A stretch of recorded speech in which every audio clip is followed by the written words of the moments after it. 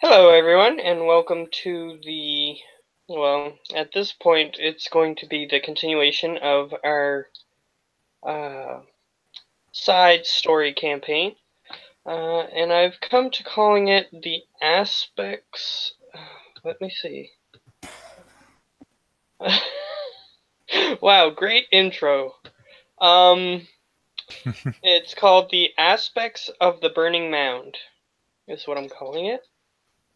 So that's what we're gonna start with, I think.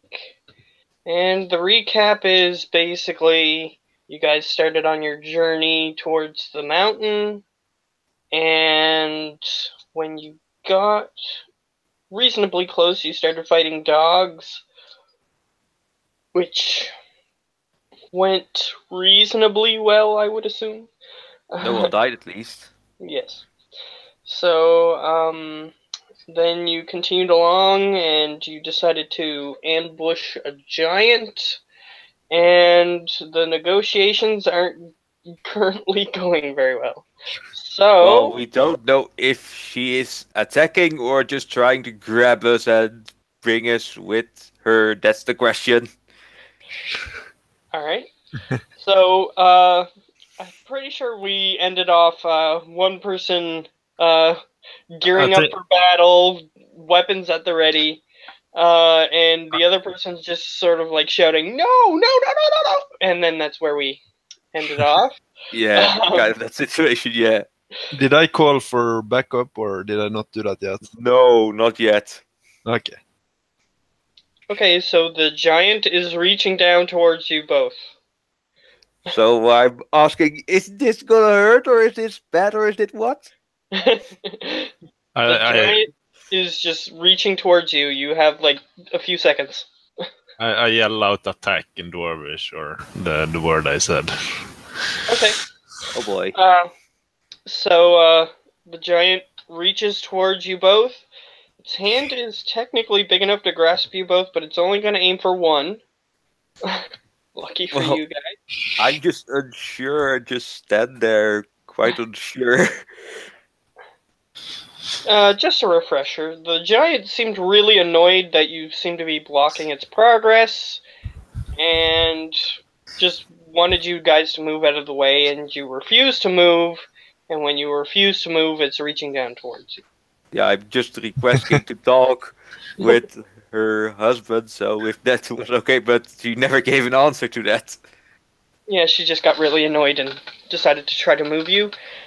So, I'm gonna roll a d2. Oh gosh.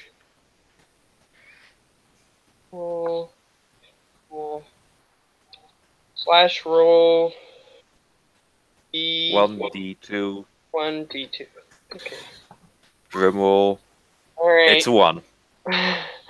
So, the person who seems to be screaming and getting weapons ready seems like the bigger threat, I guess. So, it is That's going being to be bad. a grapple check. Yeah. I think it's your strength or athletics. Athletics or acrobatics. Yes, that's the right one. So, let me pull up. Got to have this open. So it should be before this. Yep. Way before this. Giant. Frost giant. Strength. Okay. +6. Whoa, you actually have more strength than a giant. Or at least. I'm more proficient. I'm not stronger, I think. Yeah. So. You got outmatched. It reaches down, and you're just about to, like, you reach your arms out to try to stop the fingers from closing on you, but unfortunately, you reach in between the fingers, and it just grabs you. And you are now in its grasp. Let's see. He did yell for everyone to attack. He did, but it's technically its turn, and then they get to react. Okay. So, since it was sort of happening all at once. Yeah. So, it has multi-attack, so it It is does? going. It does. It can make 2 attacks. So, it is going to pick you up. I'm gonna roll out of the way, out of that hand right now. It picks you up to its full height, and it sort of glances down at you for a second, and then nonchalantly throws you. Their height is 21 feet tall. So you're going to take 2d6 worth of damage, and you are going to be flung. Let's see. Based on its strength, you're going to be flung 40 feet. And Okay. you're going to take extra damage, but you take the Ouch. 2d6 just from falling. Anything I can do to try and soften the landing, or You can roll acrobatics. Like first you hit the ground and then you just skid No. to a halt. No. No, you don't. Alright, so you take 8 damage from the fall, and since you're moving faster, let me roll an attack to see how powerful the strike on the ground will be. What is its great weapon skill? too much? Plus 9, but I'm going to lower it because it's technically not using its great weapon. So, I'll give it a plus 5. Okay, so it's 25 decently damage strong. total. Is that an attack roll? No, that's just to Oh, okay. to see how the strength of it. Okay. So, that's another 3d6. What I'm going to determine that to be. So another That's 10, easy. just from smacking into the ground. Yeah. And as you're in the air, she just sort of throws you up, and you start going up, and then you start falling down. And as you're flying through the air, she looks down at the small lizard man and says, "I'll grab you too if you don't move." And I step out of the way.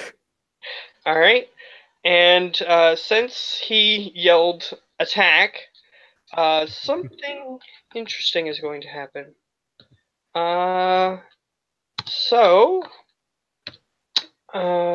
Let's see. So, the lycanthropes begin to jump over the ridge and sort of slide down. It's not a completely sheer cliff, it's sort of slanted a little bit, so they can slide down without taking damage. And they start sliding down, and the archers, the human archers, begin to ready their weapons, and they seem to be aiming in the wrong place. The wrong place. They seem to be aiming down too far. Wait, what? They seem That's to be not good. aiming down towards the lycanthropes. Oh, good thing I can also speak dwarf. Let's see. Yeah, I can also speak dwarfish. So you know that he said attack, and the lycanthropes are approaching, but it seems like the humans are aiming at the lycanthropes. Oh my, let it come. That's what we'll do for their turn for now, because they just had enough time to react and get into position. So, everybody roll initiative. So, here we Giant. go. What is your initiative? 10. Not my greatest roll. Actually, for that grapple, I should have been using plus 9. instead of +5. Because they have an athletics of +9. So. It's still. They got it correct anyways. It beat you anyways, but. I'm just realizing this now. So they don't have a special initiative, so it's Dex, which is a -1. So they got a 10. If negative 1, that means I'm going first because I have a higher initiative thanks to my tiebreaker. Yeah. So they have a -1, so yeah, you would be faster because you have higher Dex than -1. So, and I better roll for the allies as well. Allies. I'll roll for the lycanthropes. Have that page saved. Oh, my paper almost fell out. So, I'm just gonna roll for whatever one I'm looking at now, which has a Dex of 0. So, Oh gosh. No, it's still. They're going first. Alright, Okay. So the next round begins, and I better. That's alright. We'll remember. So the allies are going first. What you see is the lycanthropes charging forward, and you see the allied, or at least you thought they were allied, archers, human archers, currently aiming down at the lycanthropes. They release the arrows, and I'm going to make a roll here. And about half the lycanthropes are hit. The black dragonborn lycanthrope luckily dodges out of the way. It seems as though he looked back and saw that they were aiming in the wrong spot and was able to dodge out of the way, but it looks like currently some of your lycanthropic friends are currently pinned to the ground. So, and the rest of the lycanthropes are rushing forward, but they're not quite at the giant yet. Okay. So, first is Ben's turn. Ben's turn. Yeah. So it's Ironhead's turn. So I'll get up from being prone and I'll move 12.5 feet towards the giant. Yes, you technically got thrown like 40 feet away. So Yeah. And it just sort of just went like this and just nonchalantly through you, and you just sort of went flying through the air. So you're getting closer.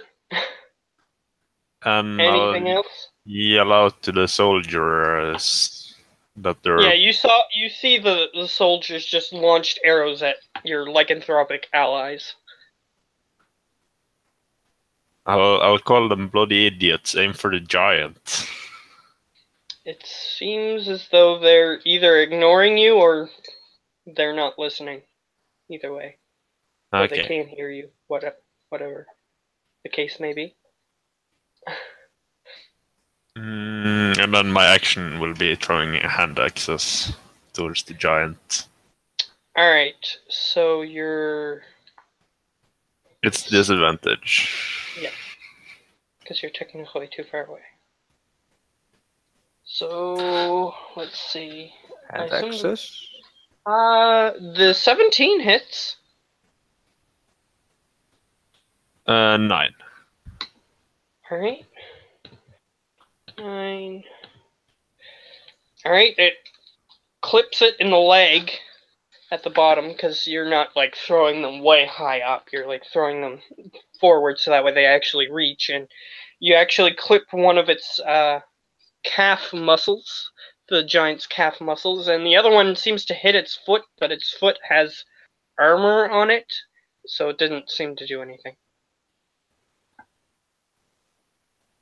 And that's my turn. Alright. So next turn would be... Me. drunk, I think, if I remember. So I start yelling at the soldiers at them and tell them, "You blind? That not giant? Giant over there!" They seem to be notching another arrow and aiming in the same position. So I notch an arrow at them and fire back at them. Trying to tell them Alright. that they're firing at their allies. So trying to give them a bit of their own medicine. Okay, so with each shot you can only aim at one guy. Fair enough, right. So roll your shots. That's 17. 17 hits. 6. And another Alright. one. 20. I assume you're gonna aim at the same guy, because he's still up. No, I'm not gonna. Maybe trying to let them realize they're fighting the wrong guys right now. And that's a 13. Alright. So I'm just gonna make sure. Yeah, I didn't screw it up. So they get hit, and they seem to. He seems to be taken aback, but the same guy that you hit is still aiming in the same position. There are also 2 lycanthrope archers. Yes, those ones are staying put, and they're just realizing what's happening. Like they're aiming too, but once they saw that the other archers aimed at in a different spot, they were sort of confused, and they're just realizing what's going on now. Is it like backstab or something? Because I'm feeling like it's a backstab. So there are 20 gold for each I kept alive. Is that correct? For each human soldier, yes. Okay, so I yell back if I see him shooting them. For every one of those you kill, you owe me 20 gold. For They're every one currently just they kill of mine, you haven't owe me shot yet. 20 gold. There's no contract on them. Yeah, the lycanthropic archers are currently just realizing what's happening. They haven't shot yet. Okay. Because they were sort of confused, and they took up their whole turn trying to figure out what's going on. Well, And hopefully my arrows made the soldiers realize they're fighting their allies right now. we'll have to see. So, it is now the giant's turn, unless if you had anything else. I'm gonna take a bit of distance. Well, I'm going to move up to some of the lycanthropes, trying to help them get free from their pinned positions. Okay, so it will take you another movement to get to them. Mm-hmm. So you moved once, and you have another movement to get to them. Okay. Just so you know. Okay, so Giant's turn.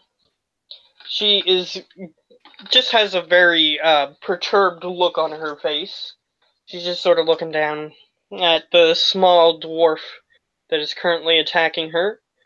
She just has her eyebrows furrowed, and she just sort of nonchalantly walks over to him, and she is just going to reach down onto her belt, and she has a very long-looking weapon.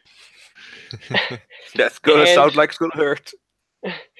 And she says, "You should have just moved." And she's just gonna nonchalantly swing it down at you. She can swing twice.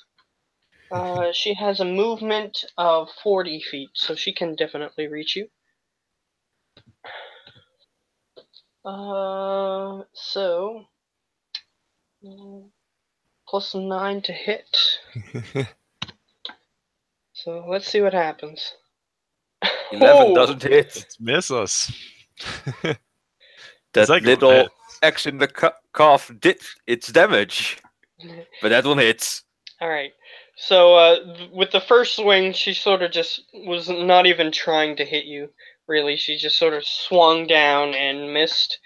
And then once she realized that you look like you're a bit tougher than she expected, She then puts her second hand on the weapon and then actually goes for like a golf swing. Gosh.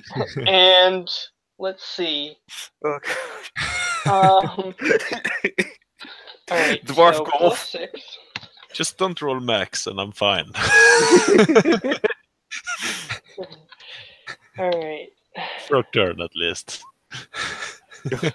26 damage. I'm up. That's near max. As Runk, you hear a loud thwap of the metal hitting against metal of his armor, and you actually go flying through the air for like 3 feet after being hit by it, and you land on your feet, and you're just sort of slightly dazed, but not enough to affect your attacks or anything. But it's a huge sword, and it just thwapped you. Yeah.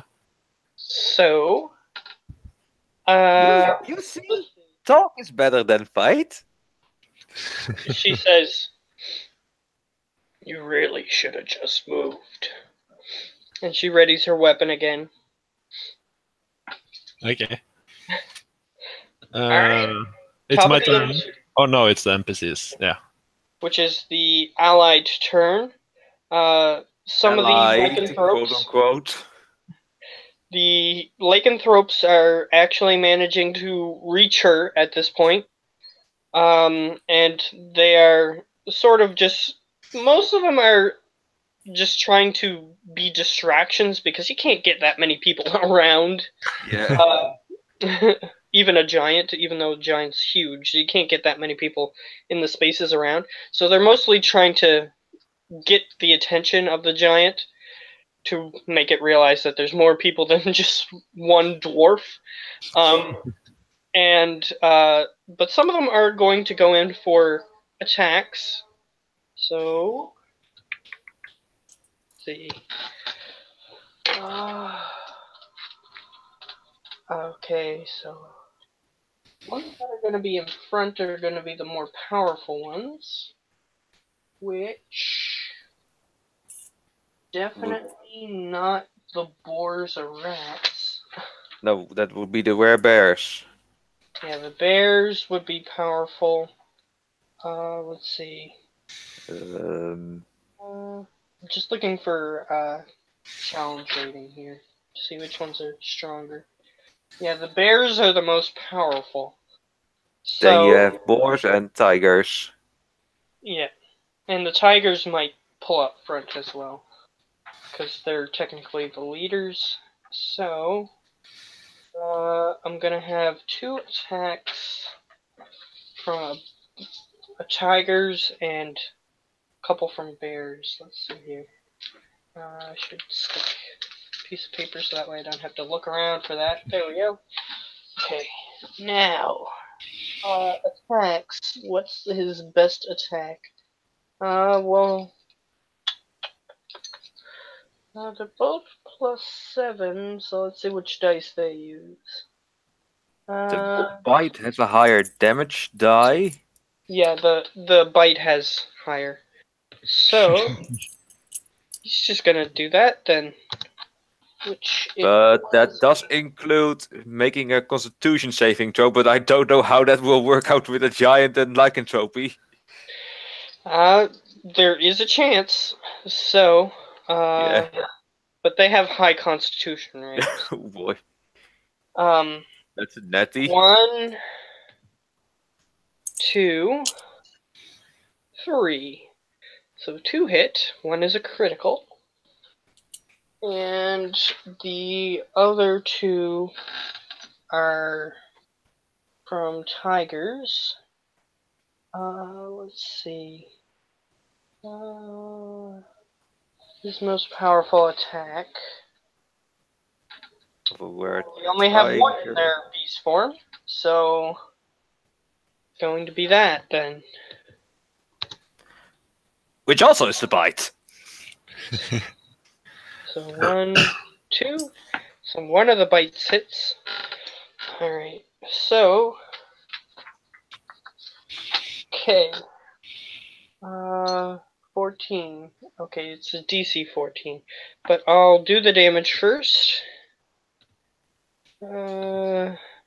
She needs to make 3 rolls for Yeah. of Constitution.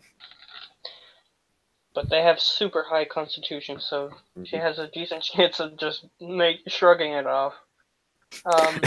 First roll, natural 1. It's possible.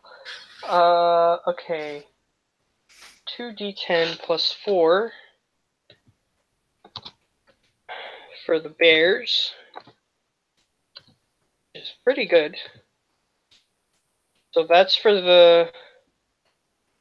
I'll say that's for the first attack, so that way I can double the critical. So double that is 32. Oh, that's the critical. Yeah. So... 35. That's 45 decent. damage total. Uh, Then we still need tigers. 15, Well, tiger. 29.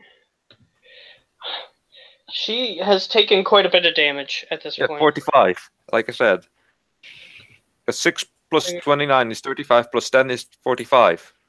She's getting close to bloodied at this point, which is Gosh, pretty good. that's pretty quick as well. Yeah. Let's see. And the bite for these, single D10.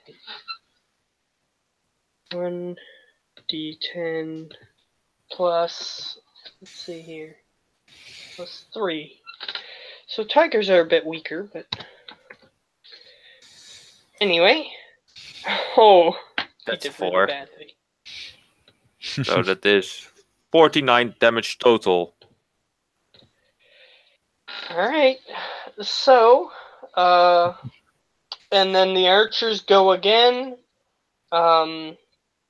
They're still they're aiming at the ones that are pinned, because they have a feeling that the other ones are going to get killed by the giant, it seems. But they're still going for it. Another round. Let's see. D20. They don't hit very many. You notice that one rat seems to be critically injured after being pinned to the ground. He gets hit in the shoulder, and he doesn't seem like he's doing too well. But other than that, it seems like that second shot missed. For the most part, it's sort of like the rain of arrows. They're just volleying all at the same time. Yeah. And let's see.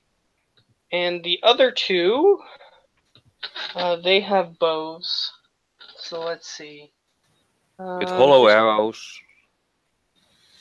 Yep. Plus, I'm gonna give them a +4 to hit, because there is a lycanthrope that uses bows, and Yes, that's the word tiger, actually. I'm just gonna use that stat. So, 12 misses, but the 15 hits one of them, and let's see. Let's see how much damage that has. I think it's D10s on bows.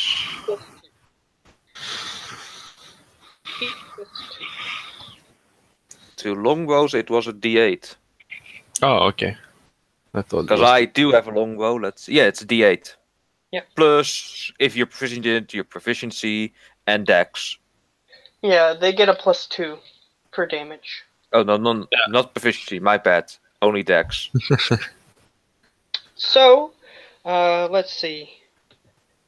Assuming that everybody aimed at the same guy, he just gets down to 0, the one guy that got hit by your arrows before, and he just pulls over and stops shooting because he's unconscious. Just barely enough to eat him over to 0 hit points. So he's unconscious. Okay, so it's next turn, which is me. Iron Head. A dwarf. And I'm gonna say to the giant as I toss down my shield, It's gonna take more than that to keep me down, and I rush forward, activating my action surge. Alright, go ahead. Oh boy. With both hands on my hammer, I swing as hard as I can. Fair enough. Oh, the 4 first. Yeah, you only rolled 5. That's fine. So let me see. I have to go back to the page. So their dex or their armor class. 1. You only hit once. 22 that damage. All right. And then I second win with my bonus. So you start swinging at its shin, because that's pretty much as high as you can get. So you start swinging at the shin with your hammer, is it? Warhammer. Okay. So you're just swinging at its shin, but it seems like it noticed that you were going to attack it, and it moves its foot up, and you start hitting the foot armor. But you still hit it once, so you did some damage. Alright.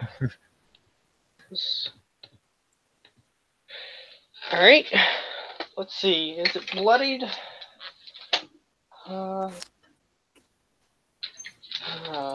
Yes, it is at this point. Yes, it is. So at this point, you see that it is it genuinely didn't expect all these guys to start pouring out of the side of the mountain. Now that you mention it, I didn't. Did you roll the Constitution? Oh, I did not. That's right. That could affect something later if it manages to survive.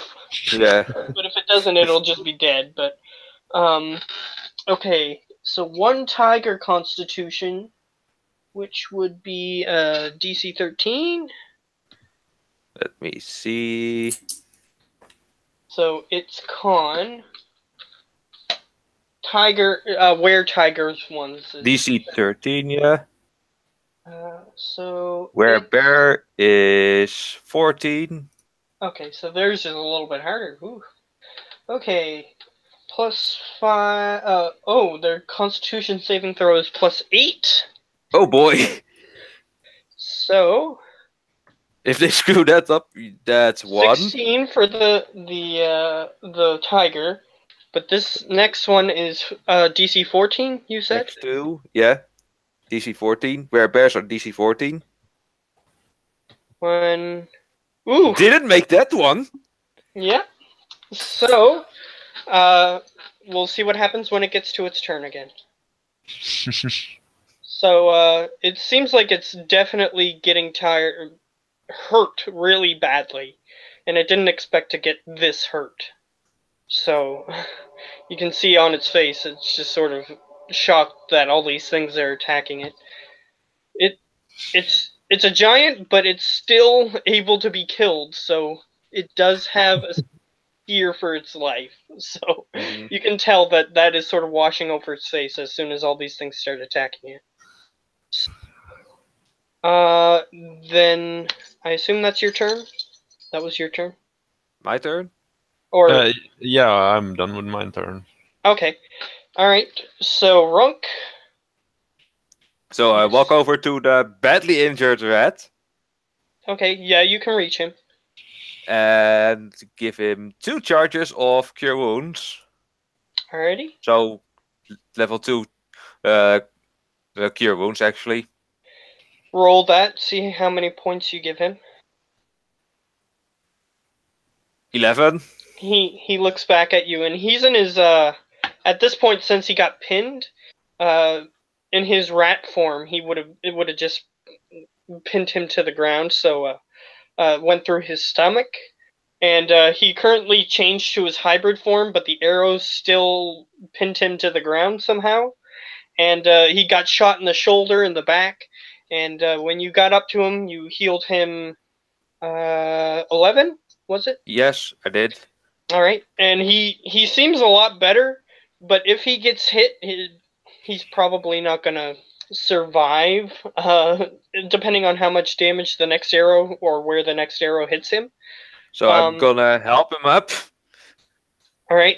It seems like the arrow is going right through him. The arrows are about 2 feet long. These particular arrows seem like they're specially made. And it seems like it went right through his torso, and he is pinned to the ground. So you would have to pull the arrow out in order to get him up. So I put my hand on the chest and tell him, "This gonna hurt." And I start, and I don't pull the arrow out. No, I get my hands under him, try to snap the arrows underneath him so that he can get up and be free. All right. Make a strength check. Your straight strength, not saber or whatever. Yeah, just strength. 8. You Ouch. just barely managed to crack the wood of the arrow, and then you notice that, or at least it should have. And then when you look down, make an Arcana check.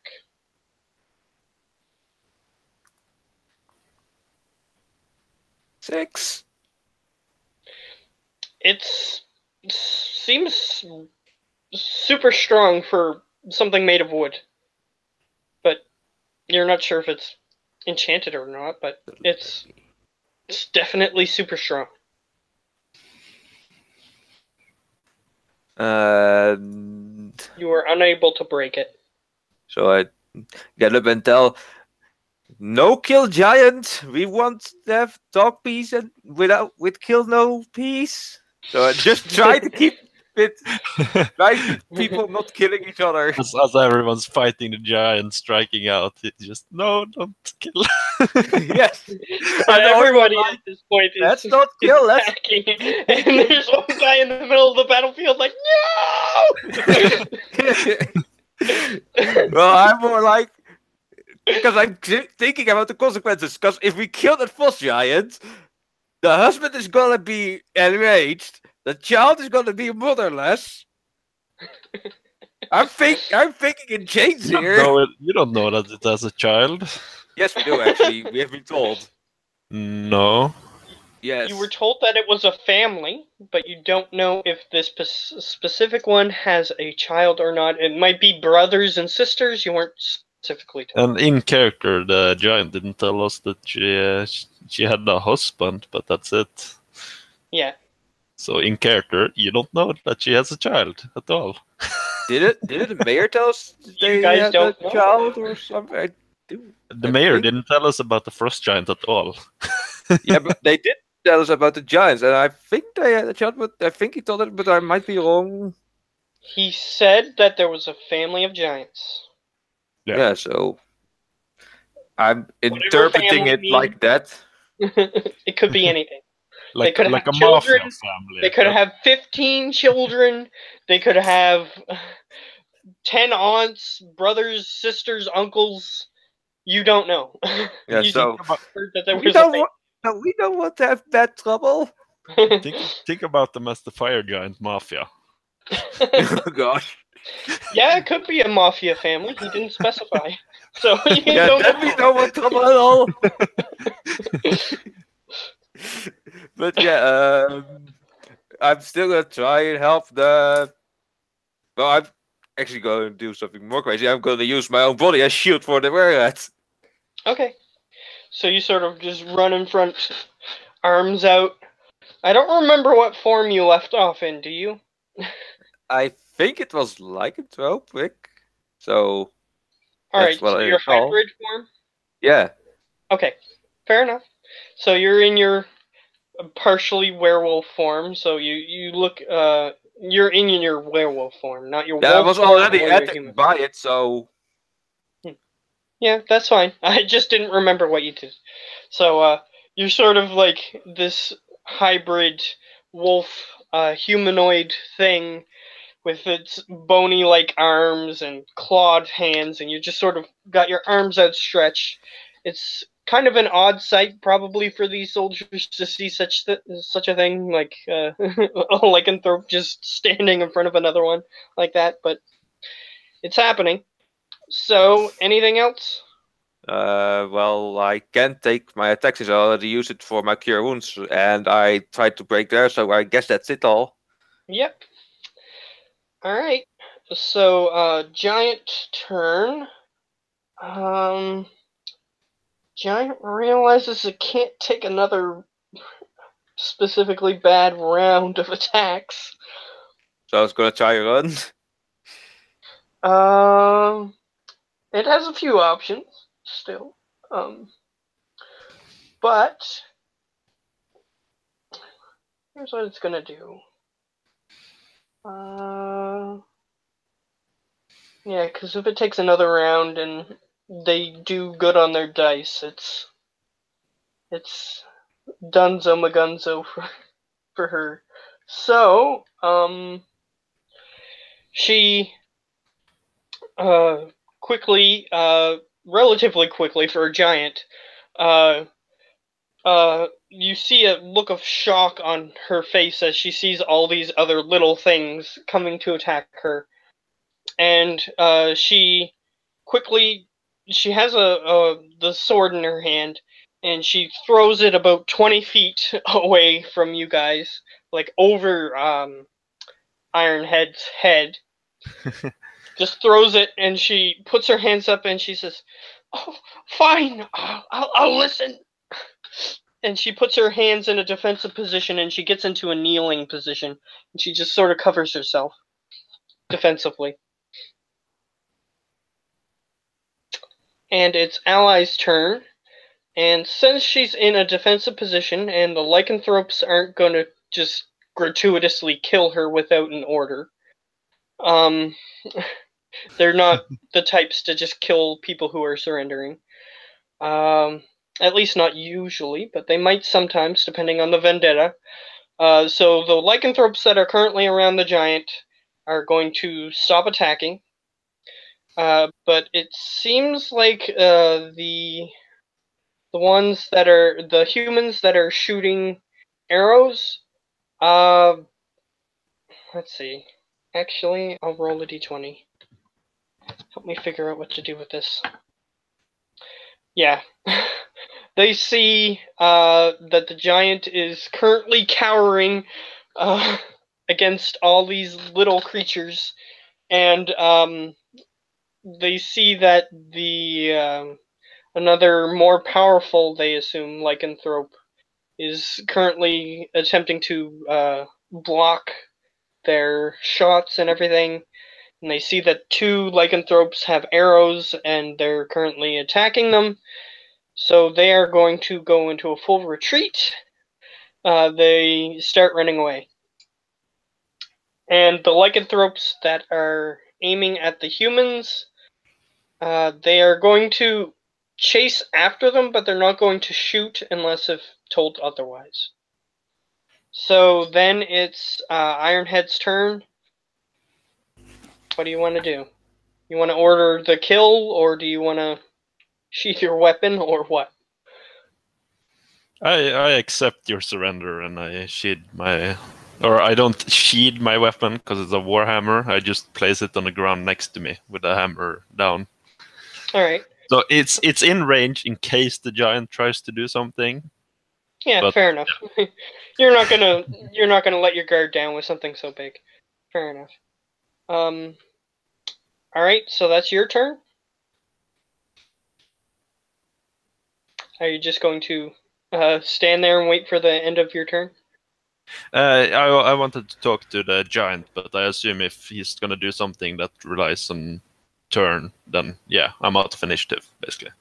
Okay. Well, then I just want to check in with Runk, see if he wants to do anything. I'm gonna The try and humans help. fleeing, and you see you sort of glance over your shoulder as soon as you see them fleeing, and you see that the giant is currently cowering at the sight of this small dwarf and a few lycanthropes. Do I notice the two lycanthropes that have arrows chase after the humans? Yeah, you see that I'll say that you see them because it's not like they're trying to hide or anything, so no perception needed. You So see that I'm- they have run in the same direction as the humans. So I trying to yell them back so that they shouldn't chase after them, because that might end bad. So I'm just trying to get them to stop and come back to us. All right. So what specifically do you yell? Anything specific? Uh, like, no go chase. That might end bad because they were prepared for this. And you hear them stop, and you assume that they're going to go back. But since we're still technically in initiative, you see that the giant is cowering. Do you have any opinion on that, or are you just going to head in that direction? First, I'm gonna help trying to get the rat free that's still pinned to the ground by the arrows, All hoping right. to get him free. You do know that lycanthropes do heal more quickly than regular people, but if you're gonna pull the arrow out of him or something like that, it's still gonna hurt.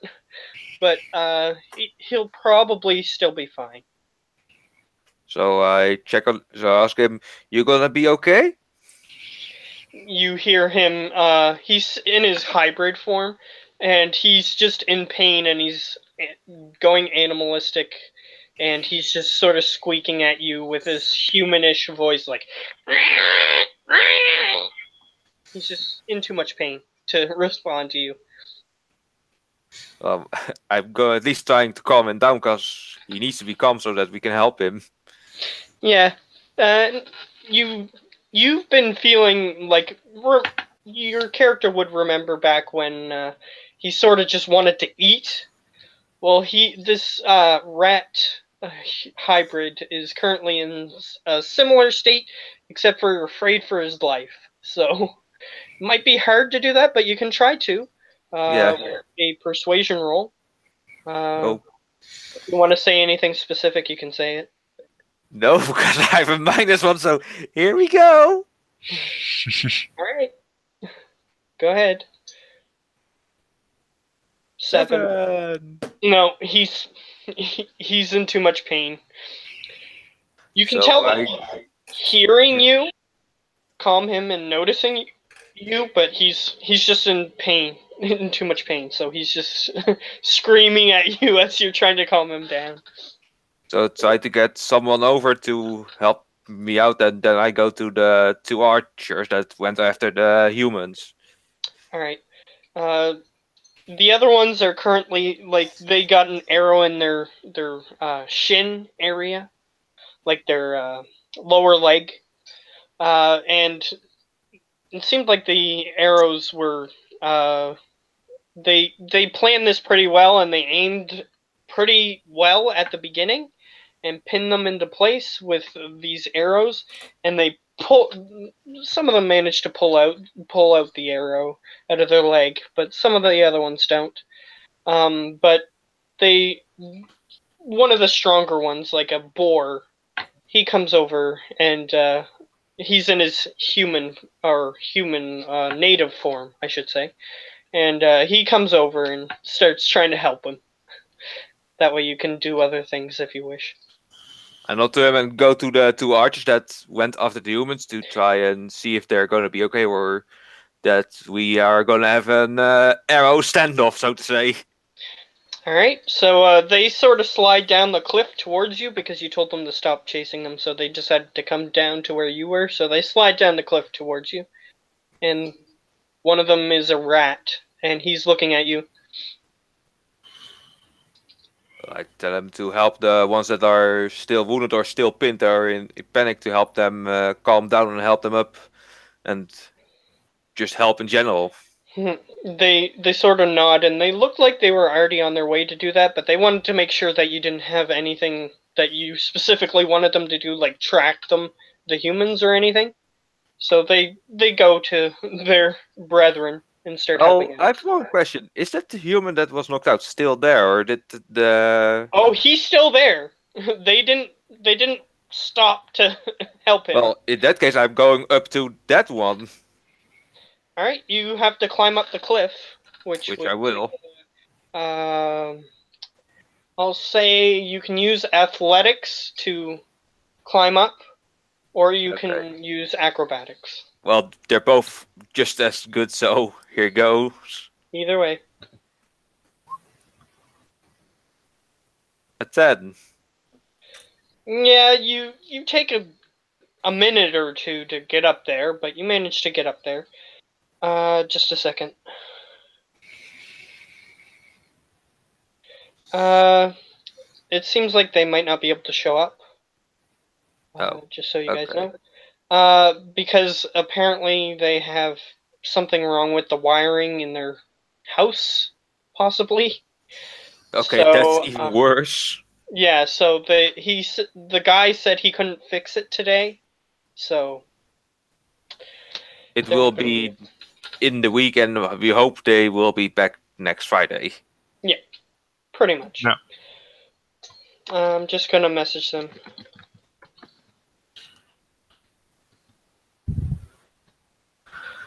I just said thanks for letting me know. Alrighty, so it looks like we're gonna continue this. So, so I said that you got up the cliff, but while that's happening, Ironhead, you currently have a cowering giant in front of you.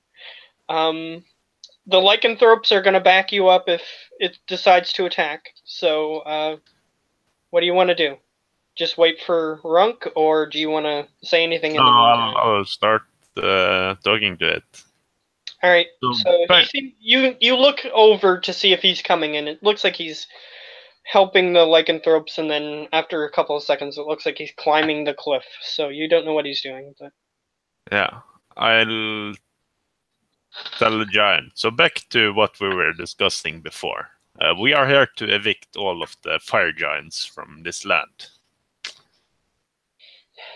she looks down at you, pained, and at this point, you start seeing like it's not just from injuries. It seems as though the giant's face is starting to turn pale. You're not sure why. Because these injuries, a giant could just go and bandage them up and would be fine. But it seems as though the giant has something else wrong with it, but you're not sure.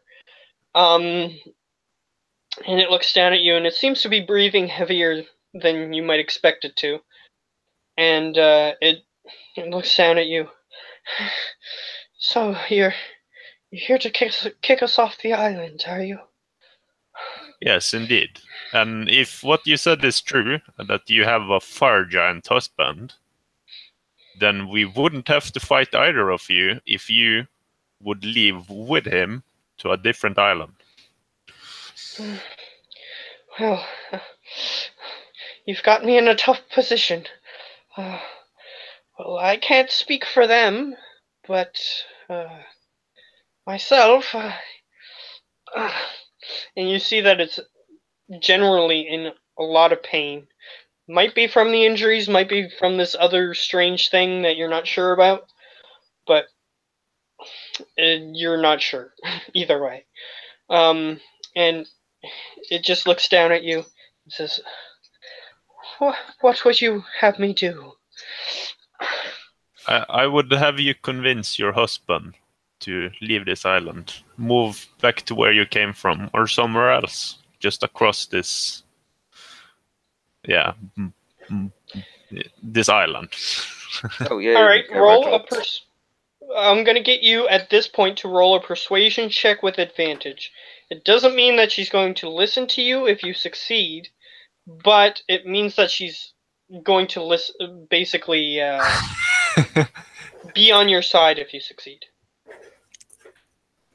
Let's see. With advantage or disadvantage? Advantage. Oh yeah, Wow. that's a natty. You got a 2 and a 20.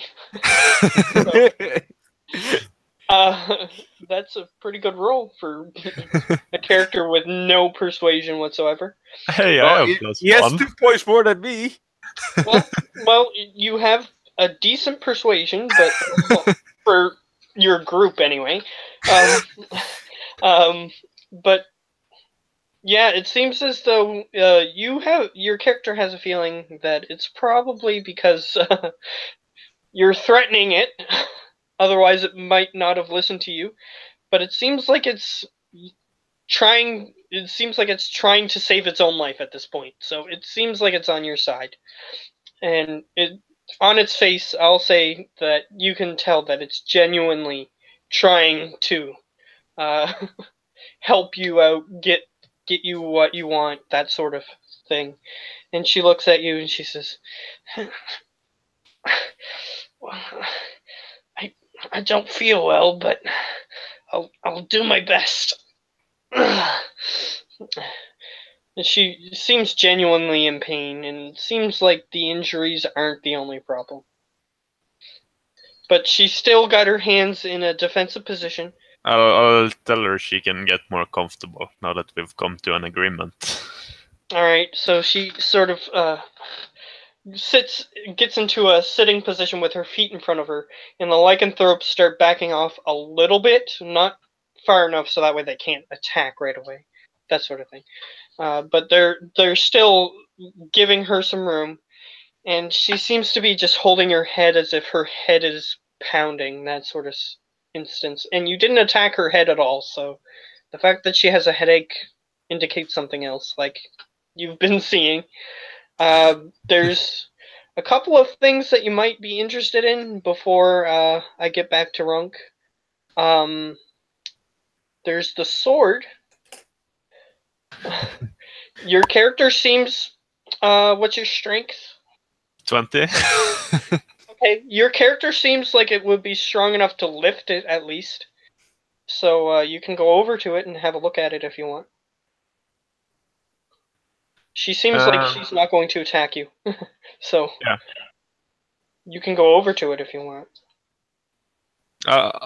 I'll just let her get more comfortable, and I'll head over there because it looks like she needs a bit of rest. Yeah, she's grabbing at her head and just sort of closing her eyes. She's not really looking like she's going to attack you or anything. So basically, I just tell her to take a breather. Yeah, she's still breathing really heavily. The lycanthropes don't seem off-put by this at all. Do I notice it? This you're climbing? not there yet. Giving him a chance to look at the weapon before we get back to you. Okay. Right, so you can look at the weapon. Is there how's the craftsmanship? It's actually, since you're a dwarf, you can I'll give you advantage on this. Roll a what would be the best one? Do you have blacksmithing skills? No. Okay. Or I didn't add them if I could have. I don't know if dwarves automatically have. Dwarves don't automatically have, but I could have picked from something else. I'm not sure. Okay, well, we'll just leave it for now, because it doesn't ultimately matter. But they do know dwarf craftsmanship, so you do get advantage. It's just a thing from growing up. Everybody who's a dwarf cares about dwarf craftsmanship. It's just a thing. And it's clearly the best. Nobody can beat. Yeah. So, at least in their opinion. So, I don't know what to roll, though. Let me have a look at the stats list here. I should have figured this out a long time ago, but I didn't. Because if anybody was a dwarf, they would be doing this all the time, basically. So, let's see. I'll let you roll whichever's higher, history or investigation. So they're with advantage. 11. All right, 11. It's with an 11. I'll give you this. It seems to be made with. There's a slight difference between. This weapon is twice as big as you are, but you could lift it and potentially use it with your strength. So you have that, but It's pretty big. The craftsmanship, it has a on the handle. It has a signature insignia of a particular stone giant forge, and it seems like it's from this area. But it seems like it's made by stone giants. Which, two dwarves, they're decent at making stuff. So I try and pick it up. Alright, since you have a 20 strength, you can pick it up. And I try to swing it once, just for a test. Alright, you manage to swing it. You sort of lose balance a little bit because you're used to smaller weapons, needless to say. But it's a two-handed weapon, and it's, for the size that it is, it has decent balancing and everything. And then I'll return over to the frost giant, handing it back. Alright. The giant doesn't seem interested in it at the moment, but you put it next to her. I say it's impressive craftsmanship for a giant, at least. She looks down. She seems to be paying attention since you actually spoke to her, and then she says, "Oh, yeah, that was made by my brother-in-law." Does he also live on this island? She nods. So if we could have you around here, maybe we could come up with some sort of plan to try and convince them to leave. We might be able to come to a deal with many of you. We can help you on relocating. We could, and I bring up like points that we could help them with different things. Alright, fair enough. She seems to be listening to you.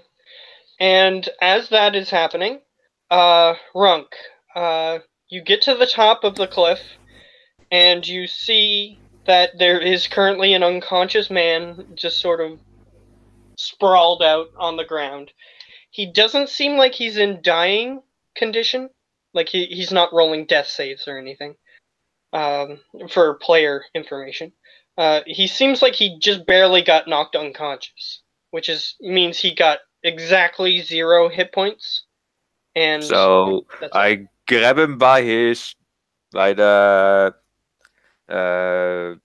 front of his armor shirt, lift him up, grab my water skin and splash him on his water to see if he wakes up. Alright, let me see.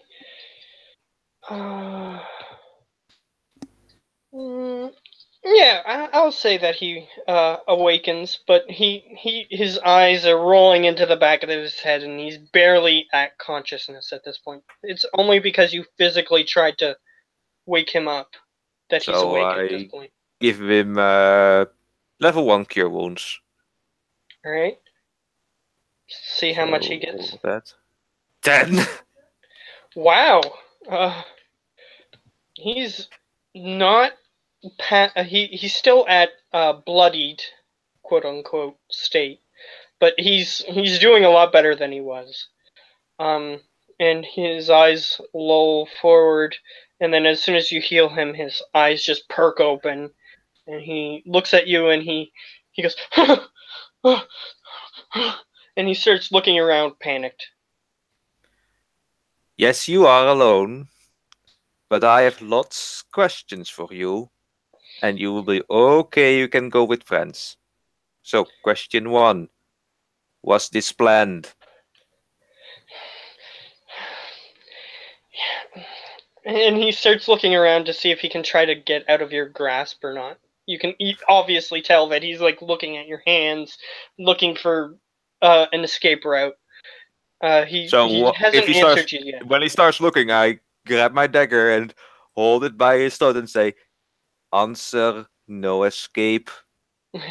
Alright, make an intimidation check. Oh boy, with the -1, let's see how good it will go. 10. Well, his friends are gone, and he's not in too much of a negotiating position. So as soon as you put the knife to his throat, he starts paying more attention to what you're actually saying. And he says, "Do you mind repeating the question?" Was this planned?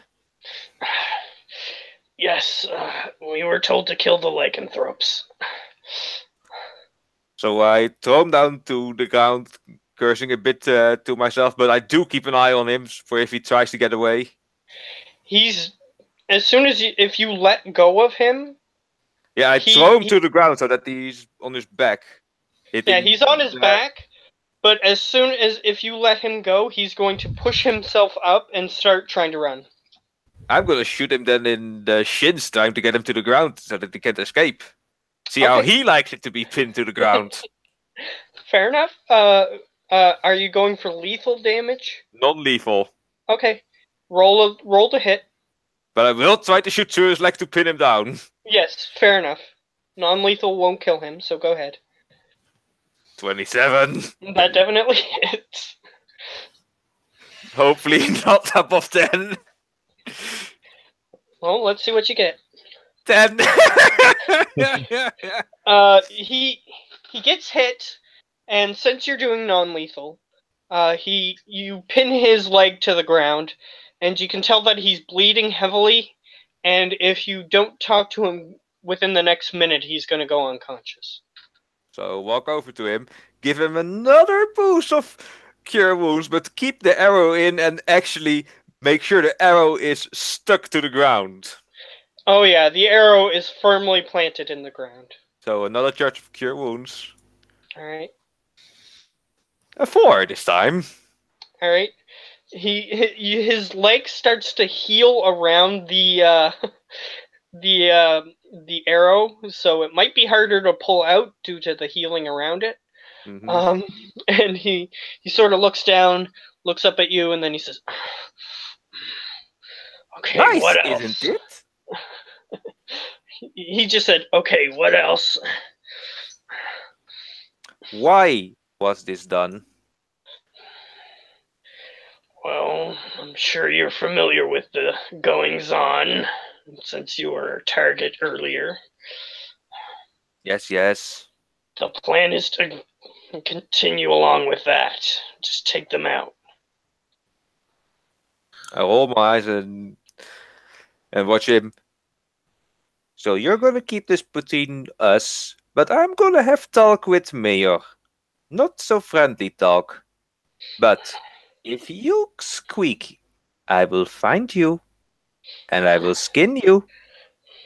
Alright, make another intimidation check. This time with advantage. 17, I mean. Wow. This time his face just goes pure white like a sheet. And he just says,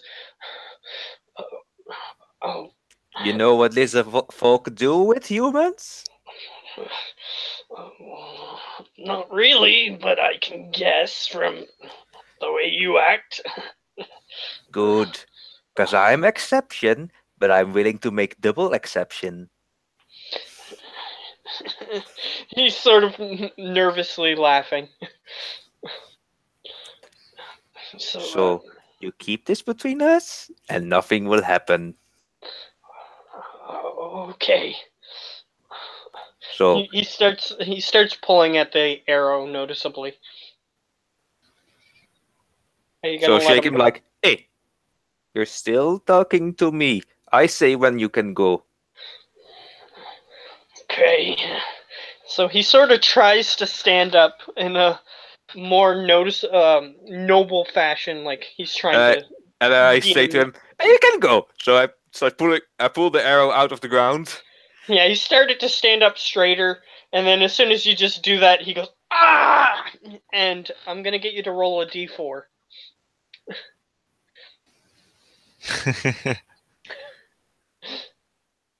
Since he wasn't prepared or anything, he's gonna take a d4 damage.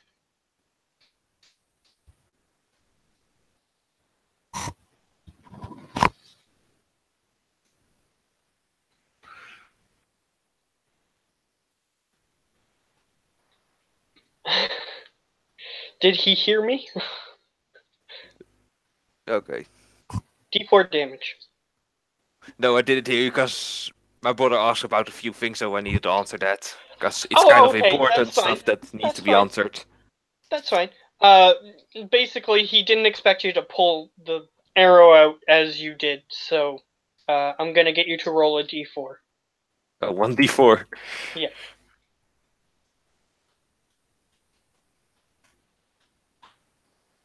Who?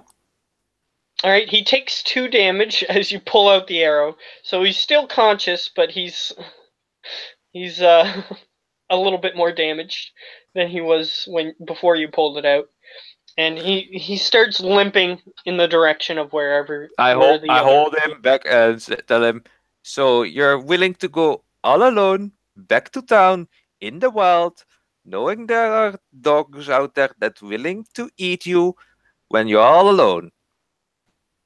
But you could also stay with us, where it's more safer. You're in a group, and we're willing to protect you if you stay. I guess that might be a good idea for now. See? So And he starts limping towards the cliff edge, and before he goes, I give him my last level 1 charge of Cure Wounds. All right, fair enough. You better hope we don't get attacked or anything, wasting 3 spell slots. Well, I still Yeah, have you 1 can charge heal of him. level 2 left. You're like a torture, just keep healing them and I didn't think of it that way, but it's true. So his leg almost fully heals back up, but he still has a bit of damage on his leg, obviously. But he's not. I didn't have to pull the arrow out because with the Oh, that's Spellbound right. Archer, the arrow just disappears after a while again. Yeah, that's true. That potentially would have prevented him from being pinned, but I'll allow it. I already allowed it. It So. does.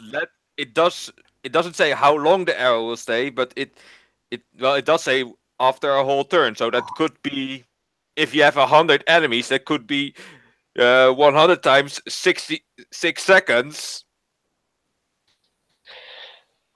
I'll allow it. Either way, I'll allow it. Yeah. Because I already did, and I'm fine with that.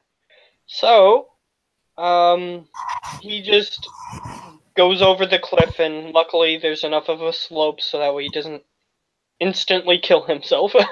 And So I do come with him before the Lycanthropes are going to like to skin him, so to say.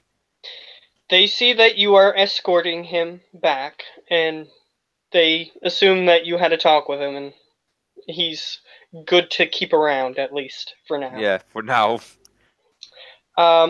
So you currently see, at this point, you see Ironhead currently giving the sword back to the giant.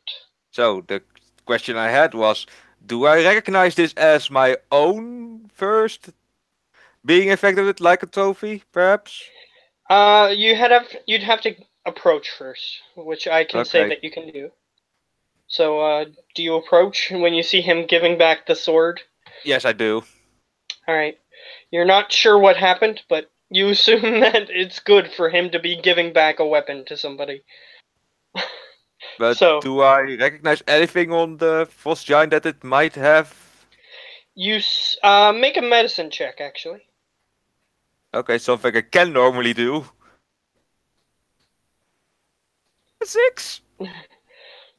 Well, based on what you saw before, I'll say that you know that there's a disease involved because this isn't normal, and some of the wounds look a bit strange. They look like bite marks.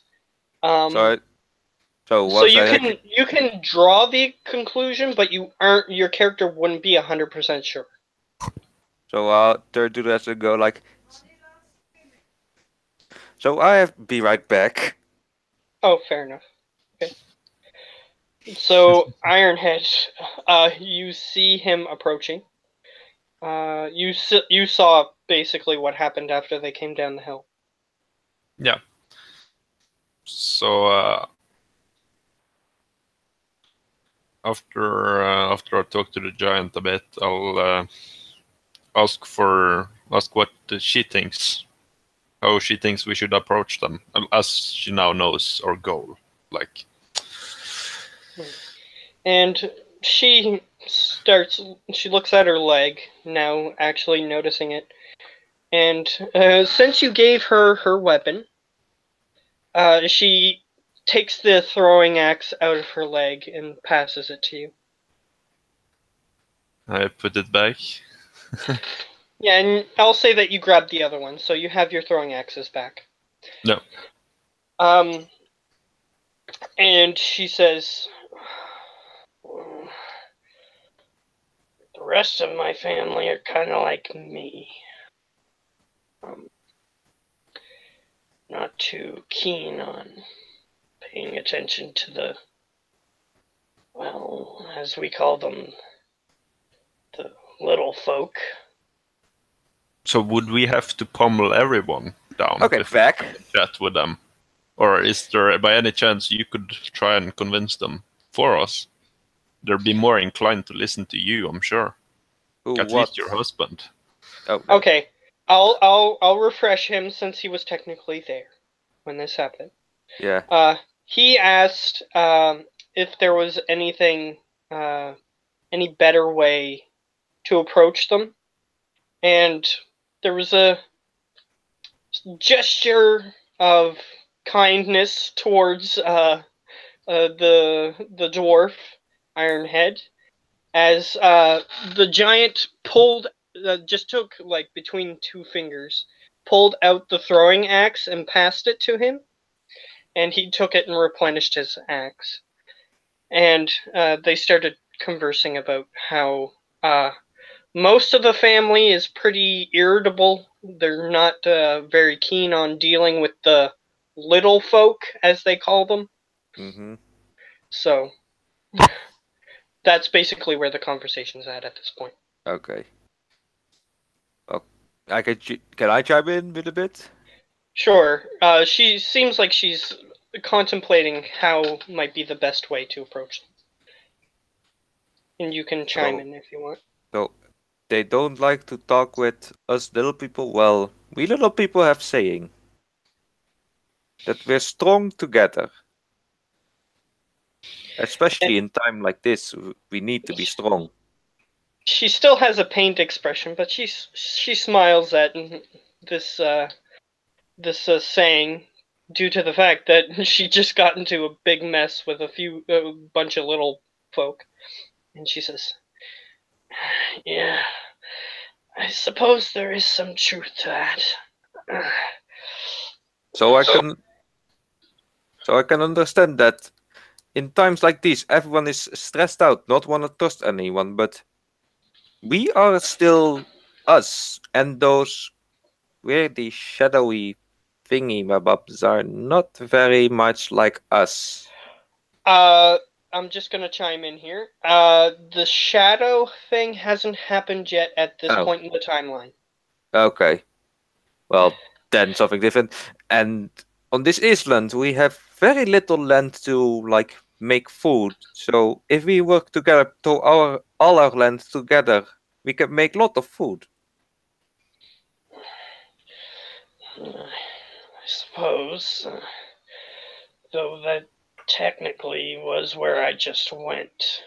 And she motions to it's a decently small pouch compared to her size, but she motions to a pouch on her belt. And not, What's in the but pouch? I'll ask. like I Curiously. said, food. She opens her belt a little bit and tosses the pouch close enough to you so that way it doesn't hurt you or anything. But you can look in it, and it's about the size of about half the size of Ironhead, the pouch, but it's small on her. And she throws it next to Ironhead. So I ask him, You need help to get up on that? Just looking at. Alright, so yeah, it's about half your size, so you can still look in it.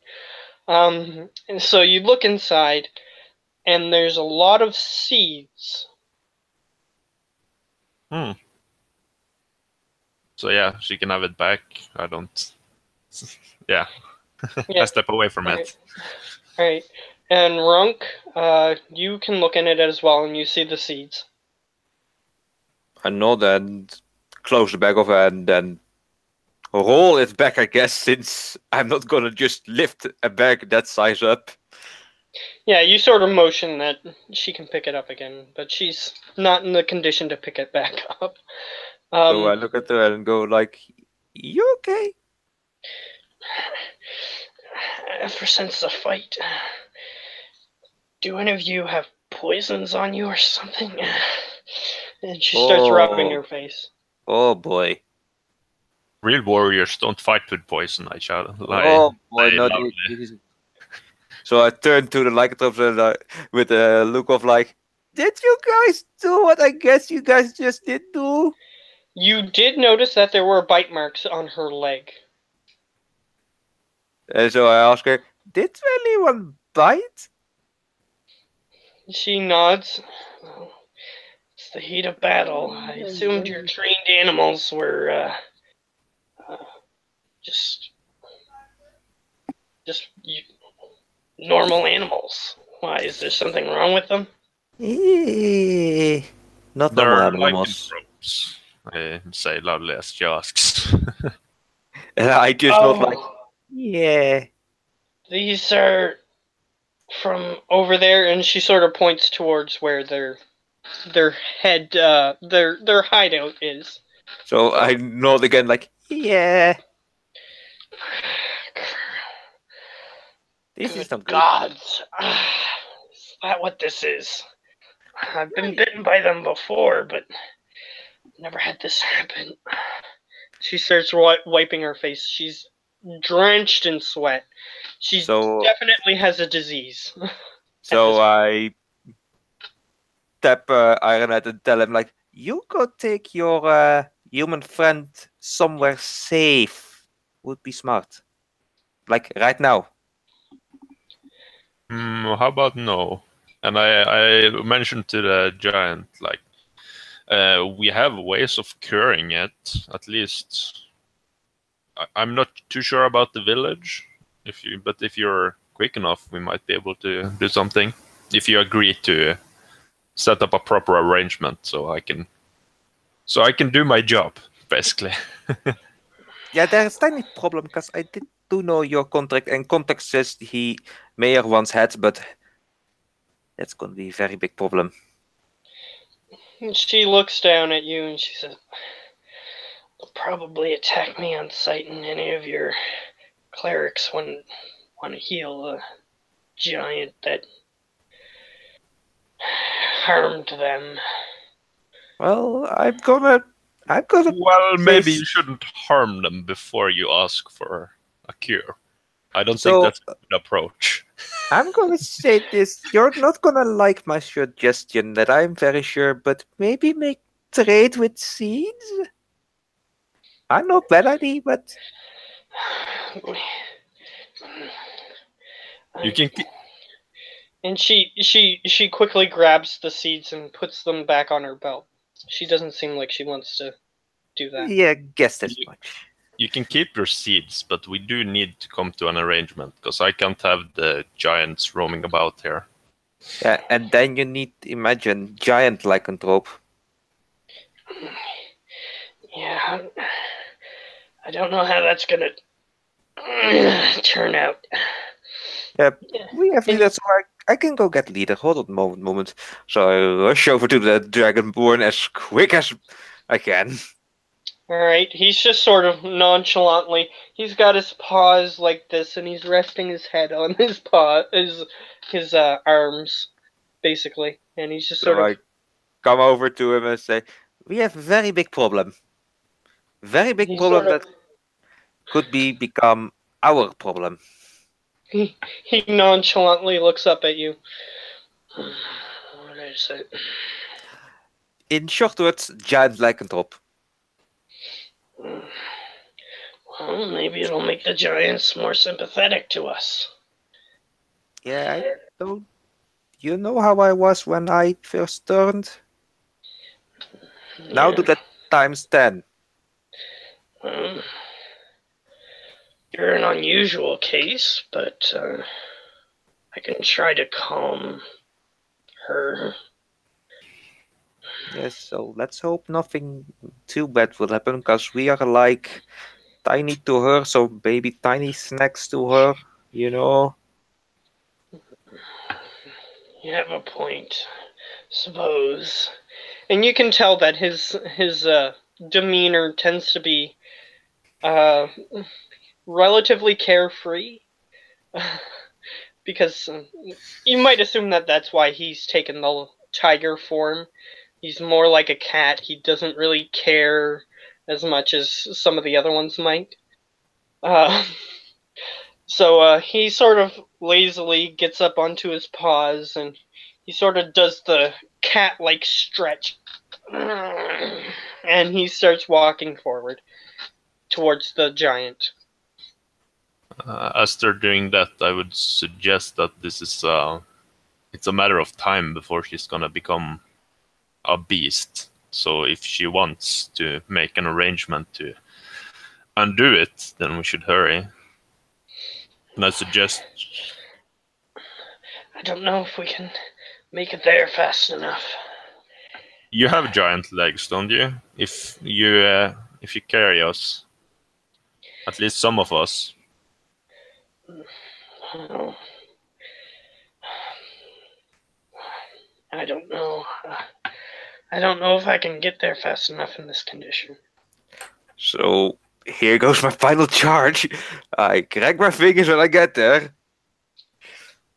And final charge, cure wounds. Alright. You're gonna cast Cure Wounds on the giant? Level 2. Alright. 14. Alright, let me see how much damage she has. An eighth of her damage is healed. Yay! Approximately. It's a little bit more than an eighth, but you know what I mean. And I'm dry. Yay! She looks down at you. I appreciate that, but I still say our best course of action is to get to one of the clerics before it's too late. Well, how about we do middle of road? We bring her close-ish to town and bring cleric out of town so that town not attack giant? You can let me do the talking. They seem to like to attack you whenever you do the talking. Yeah, that I can. Well, last time it was like stepping back. she says, well, how are you going to signal them? I'll enter the town. You can come with me. It'll be fine. So And you remember that it took you more than one day to get to the town. But boy. she is giant and she'll move faster than us. So that's what I'm thinking. True, but seems like she's not in good condition to continue. She could walk, but she'd probably be walking at half speed. No.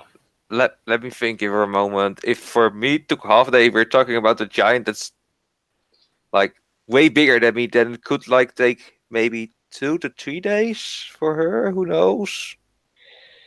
No, we were walking during at the fight 25. that you noticed during the fight that she was moving about 40 feet per round.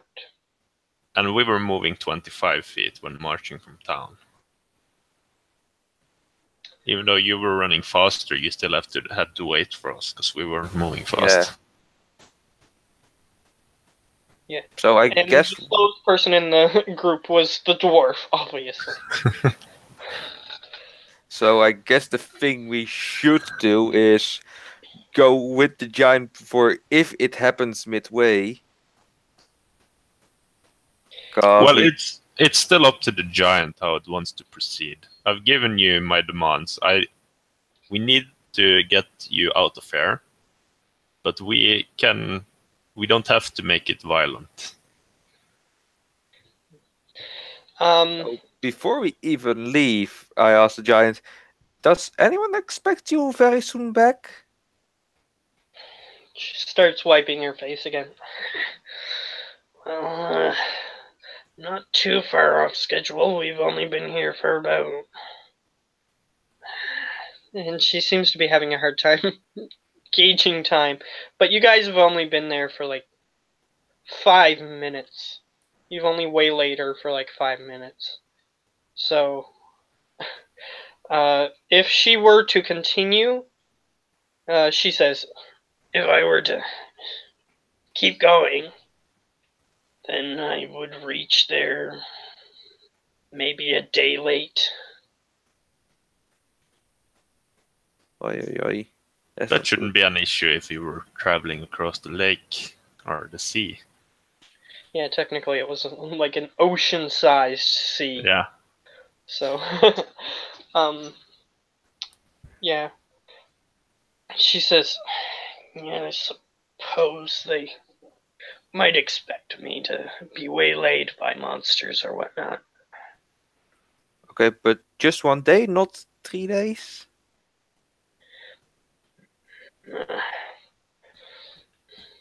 Who needs to worry about time anyway? So what's it gonna be? Well, I guess we have to make compromise and go to town to help her out and then come back. I should give the Black Dragonborn a name. Did I give him a name?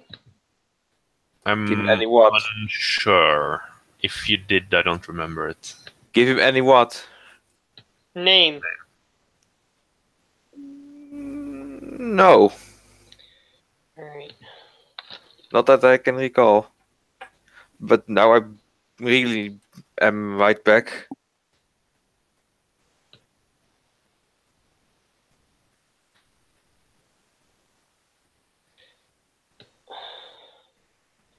Let's see. What would be fitting? Since he has to come right back anyway. For the giant to make its decision. Because I was going to get him to chip in some...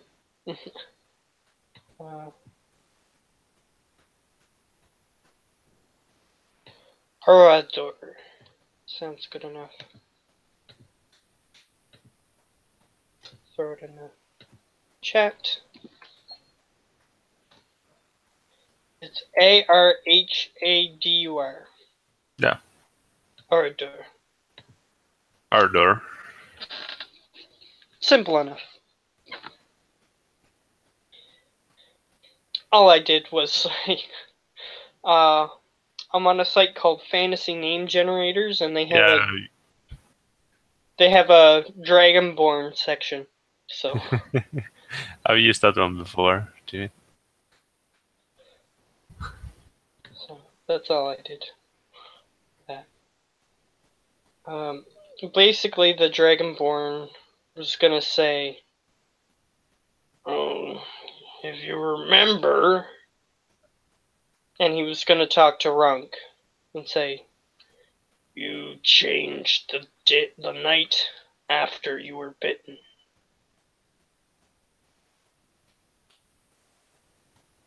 Would I know if people have been like after they turned, if they can be unturned or removed by clerics? You can make, I'll say either nature, history, or arcana. Any of those three. You're not sure. You haven't heard any tales or stories about it. Okay. I still think it's the best bet.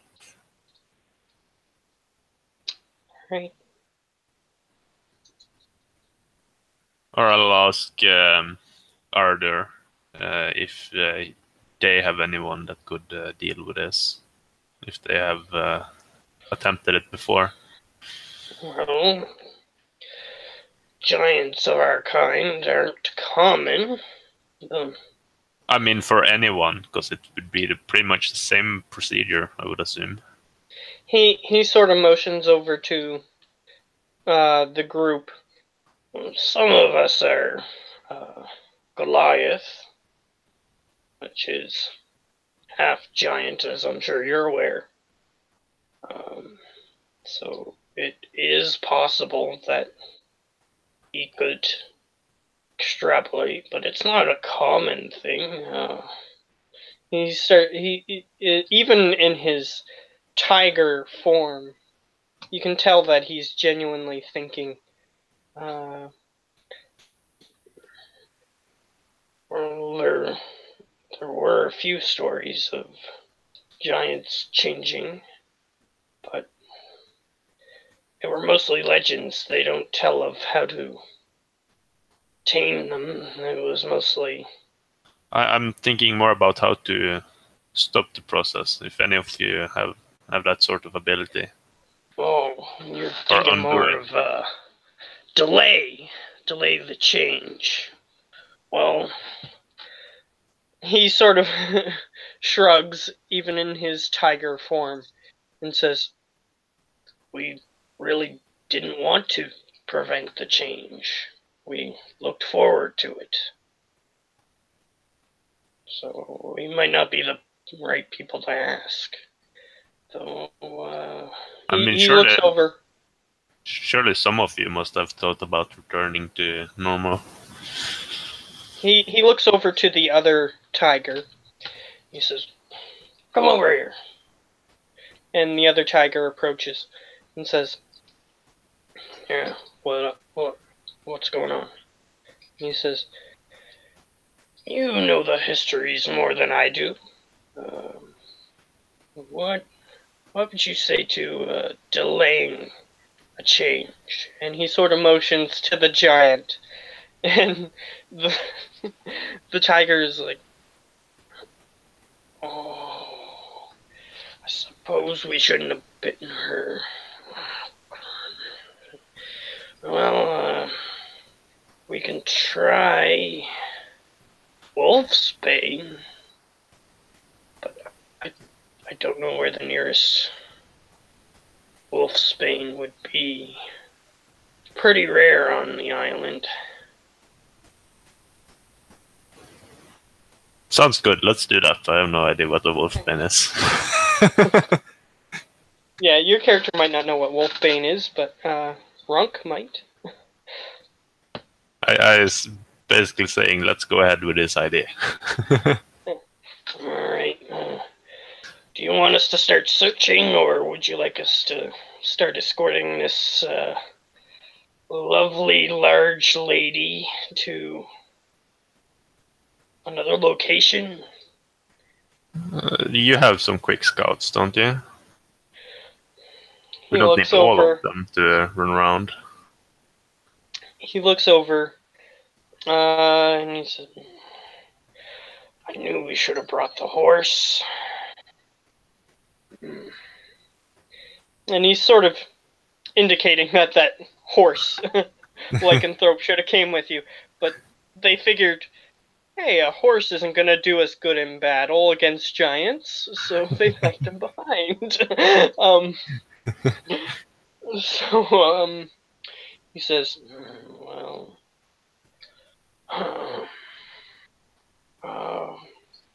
well, let's see. And he starts thinking, it's me looking in the book, to see if any of them have higher speeds. Bear would not be good. They're not as fast. Boars are the same speed. Same with the rats.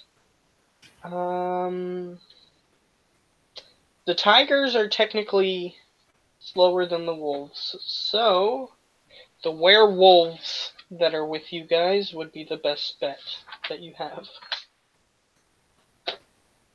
And they're looking for the wolf bane, so that fits. In your mind, anyway. He sort of motions for one of the wolves, and he says, take one of them. They can run ahead and see if they can Perhaps get some helpful human. Those other ones didn't seem very helpful. Oh yeah, well, at least we didn't kill any one of them, so I get paid for. He sort of shrugs. Whatever floats your boat, I guess. I would have been fine with just taking them all out, but I'll be fine with it as well, as long as you pay me 20 gold each. what if we turn them lycanthrope? Well, they're not dead, so I could return them in that state. He sort of... it seems like he's pondering doing something that perhaps Runk wouldn't approve of. So technically, what I'm going to say is, so the reason why Runk isn't speaking is because he is currently tending to the giant. Wounded. Or the giant, okay, yeah, that makes sense. So I'll say, well, as long as you don't try anything funny on me, because this hammer really does hurt. And the black dragonborn tiger perks up and says, we're not going to give our gift to the unwilling. Basically, because you said you didn't want to. Yeah. Before, he's not going to force it on you. Well, except Runk, of course. He was unwilling when you bit him, as far as I remember. You've been considered a friend, and we're not going to turn you, but we would forcibly turn enemies. We're fine with that. And the reason that I did that is because I figured he was just fearful of the change. I'm just pointing out the flaws in your statement and warning you, that's all. And I laughed. Fair enough. So, I assume that he's going to want to send a guy ahead anyway. Yeah. So, I guess I'll say that one of the wolves is leaving immediately. So I kind of see the plan is we're heading towards town while the scouts are looking around in the direction to see if they can find any wolf's bane. All right. Is he back? Yes, I am. Okay. Well, actually, to say that I need to go downstairs. Okay. So you'll be back in a few minutes, I assume? Yeah. So yeah, basically what said, I need to go downstairs, so be right back again. Okay. Alright, so I'm gonna say that at least one of the wolves is gonna head straight to town. But the other ones, every other lycanthrope, as you guys are moving... Oh, to town! I meant to scout ahead for the... Yeah, some of them are going to scout for the stuff, but one of them is going to go ahead to the tent. If a wolf comes alone to the town, won't he be killed, or how's that going to work? He can change into his humanoid form, or his native form, and attempt to blend in. So that was the plan that they were going to go with anyway. Okay. And I assume Runk would have wanted to do that anyway. So I'll just leave that as his input. Yeah. So, you guys start moving, I assume? You're going to start walking that way? Yeah. Alright, so you're currently escorting a very injured frost giant. Walking. I pick up my shield again before we leave. I assume you would have. There was no reason why you would have just left it there. So I'll say that you have it. But on the way, stuff. We die. Possibly. You don't know that. Okay, D20. All right. On your way back, you notice that you're kind of approaching near where those dogs were nesting. And you know that some of the dogs actually managed to escape after being injured. And you know that there are still young ones there. You're getting really close to it. I'll think to myself, good, maybe I'll get my axes back. And I'll keep marching. Yeah, some of those axes ran away. So, I'll say that you notice, but Runk is currently tending to the giant and the other injured as well. Like, I assume we're not just walking straight into a pit. Like, when we're in the pit, we walk around it, of course. But well, yeah, you guys didn't. When you guys went there, you didn't go directly there. Yeah. You guys were skirting around it when you went directly to where you guys were. Yeah. And it was a little ways off. So we'll do about the same then. All right.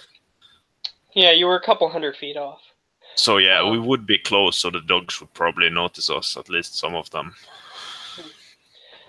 So you hear, after a few minutes after noticing that you're back at that similar position, you hear.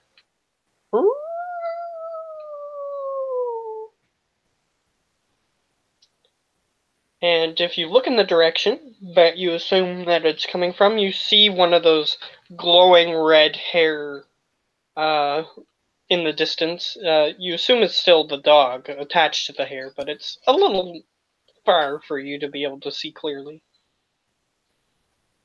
I'll keep marching, not paying it much mind. But I'll keep it in my eyesight, so if it comes close, I'll be ready. Alright. Make a perception check at this point. Oh, you did decently. Oh, you have a really decent... I rolled perception. for stats, remember? I got pretty lucky. Okay. So... And it's proficiency. Yeah. Fair enough. So, you see that particular one, it starts limping off. It's relatively to the side of you guys, or the group, and you see that it's limping, and as you look over, with that perception, yeah, you see that one of your axes is currently sticking out of it.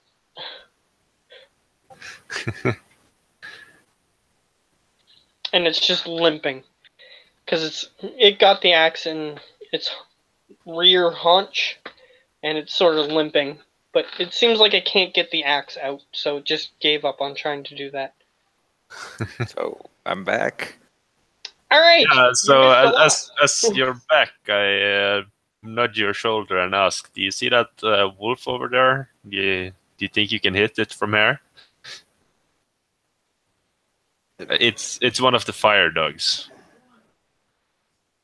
I think I can. Yeah, it's about 200 feet away, but you got a longbow, right? So you could hit Yeah, it. I do. So I can hit it. Just to catch you up a little bit, basically, I went ahead and said that your character suggested that one of the wolf lycanthropes would run ahead to the town, since they're a little bit faster than everybody else in the group. Mm-hmm. And you said that one of them would go ahead to the town and change into their native form before they get to the town, so that way they don't get attacked. Yeah, that's smart. And basically, you guys are on your way back to the town at this point.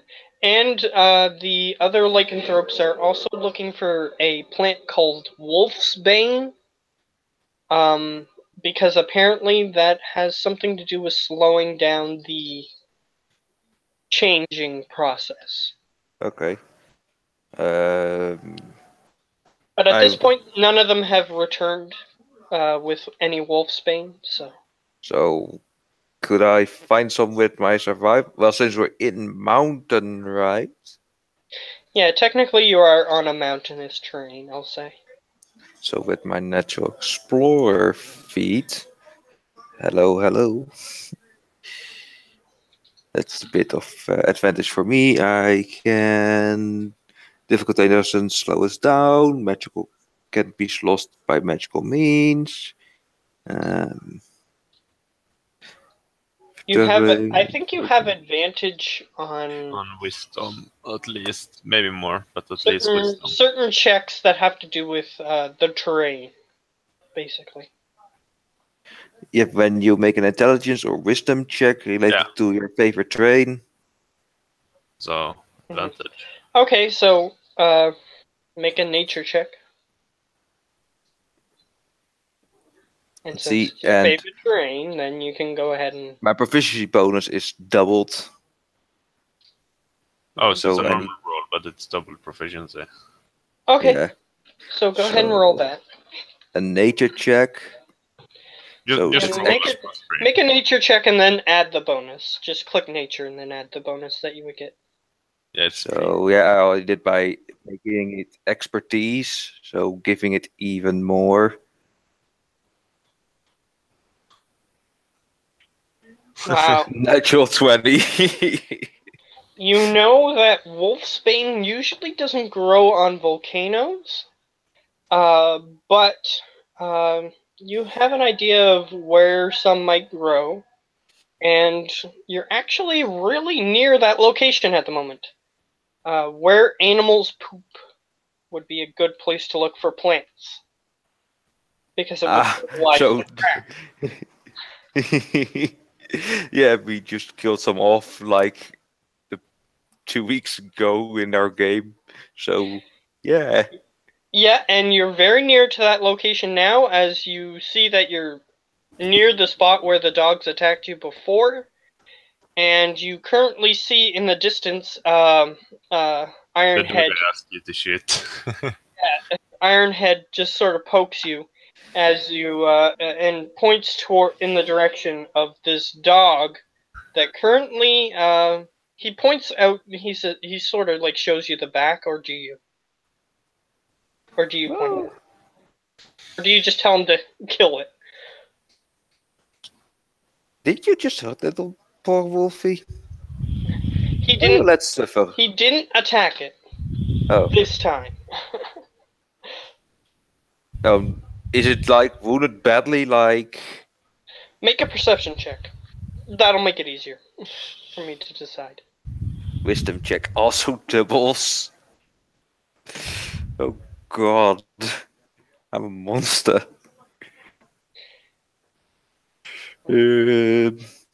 Perception.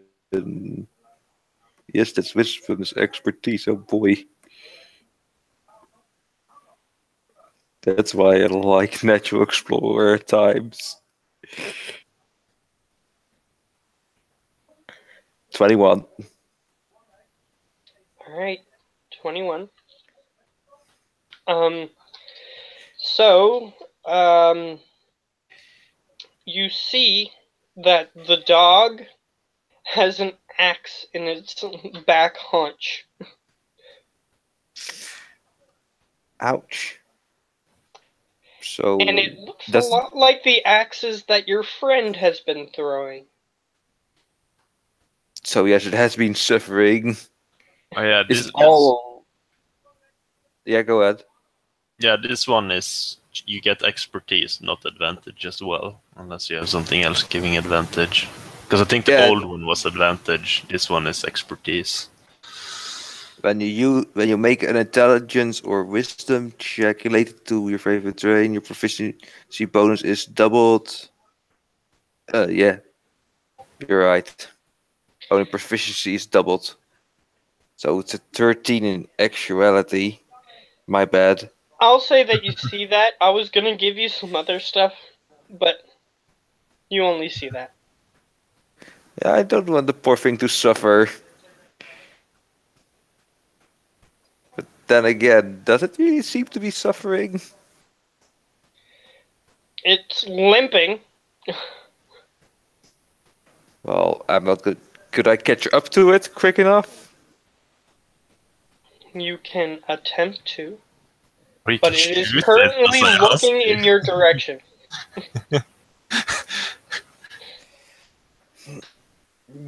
I'm conflicted.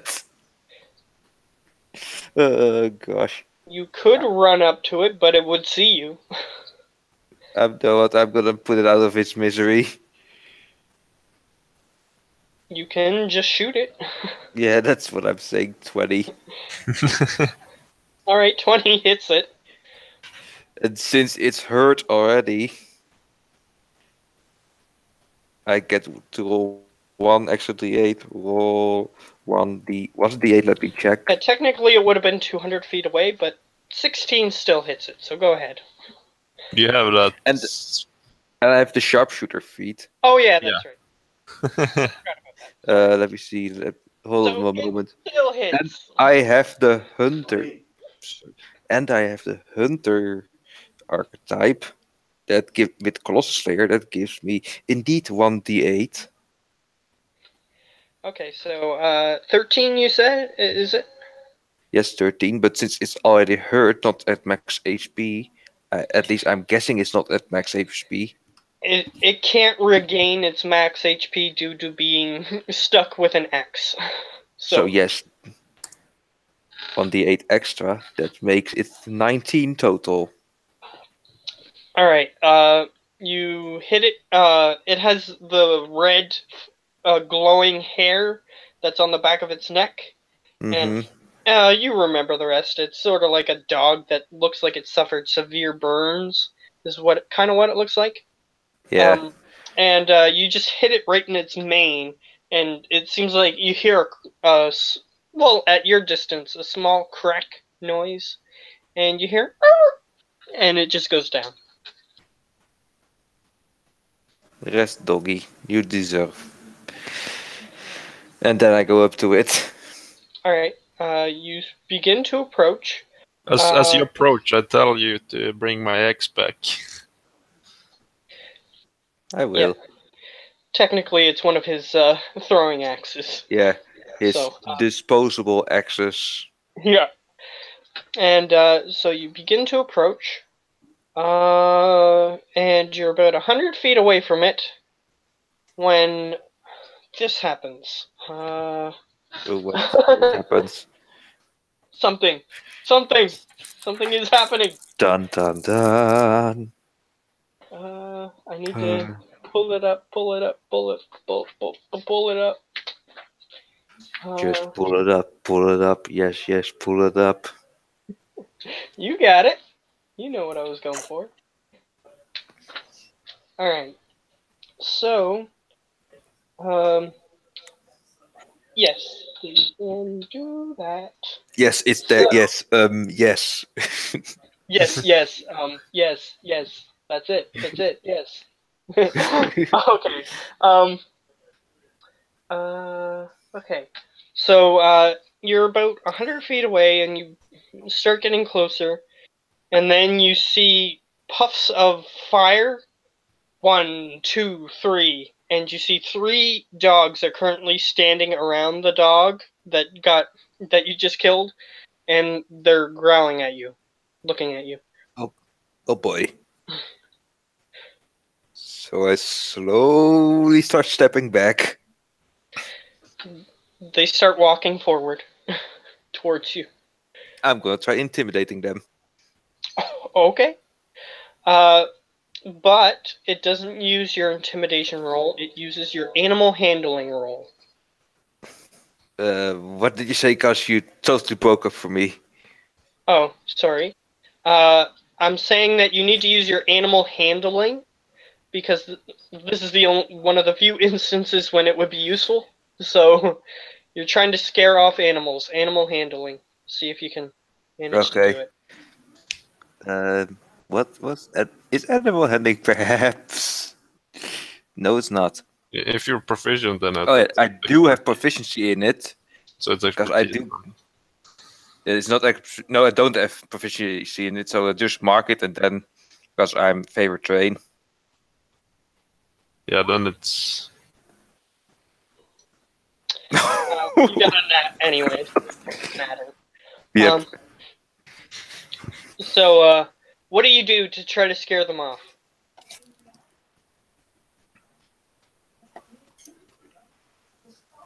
Oh, I assume he's talking to somebody. Yeah, I'm still here. Okay. What do you do to try to scare them off? Since I didn't change back, I could just as well roar at them. Alright. So you, in your half-wolf form, you sort of get down on all fours, and you just go... And, they take off. For a second, they sort of look at each other, and then you see them just go... get enveloped in fire and disappear. Showing them who's boss. And just so you know, the stats I'm using is Blink Dog, which is why they're able to just go away in fire. I thought it was a decent thematic switch. So Yeah. Yeah, it's cool. So the dead dog is currently laying on the ground. You also Nothing's guarding it. You also do know we need Wolfsbane. I don't think you told any of us Yes, think they're around there. But we didn't. Yeah, you didn't say that plants are more likely to grow where poop is. So yeah, I didn't tell that yet. So we're in the direction away from the area if you don't do anything. Yeah, they're still continuing to walk. So I'm trying to signal them over. Alright, so Ironhead, you're watching because you wanted to see if he would get your axe or not. And you see him, like, waving you over. I don't think my axe was that heavy. And I'll go over and see what's happening. Alright, the rest of the group is going to stay in position. And the giant's going to say, hurry up! Yeah, I'll see what he wants.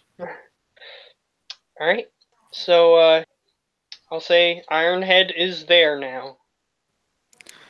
I tell him what I know and tell him that we need to look close by the shit pit. So that we need to look close by the shit pit, so to say, to find the Wolfsbane. Alright. So, Ironhead, you now know this information. So you're saying there's wolves head in their camp? No, Wolfsbane near the shit. Yeah, go get some then. I'll take care for. Technically, you can move faster than the group is moving, so you could go by yourself if you wanted to. Yeah, but before I'm even going, I'm gonna try change back to my native form. Alright, make a wisdom saving throw. As he does that, I try and rip out the axe. Alright, the axe is removed. Tens. Tens. Yes, because there are two. Yeah, I know.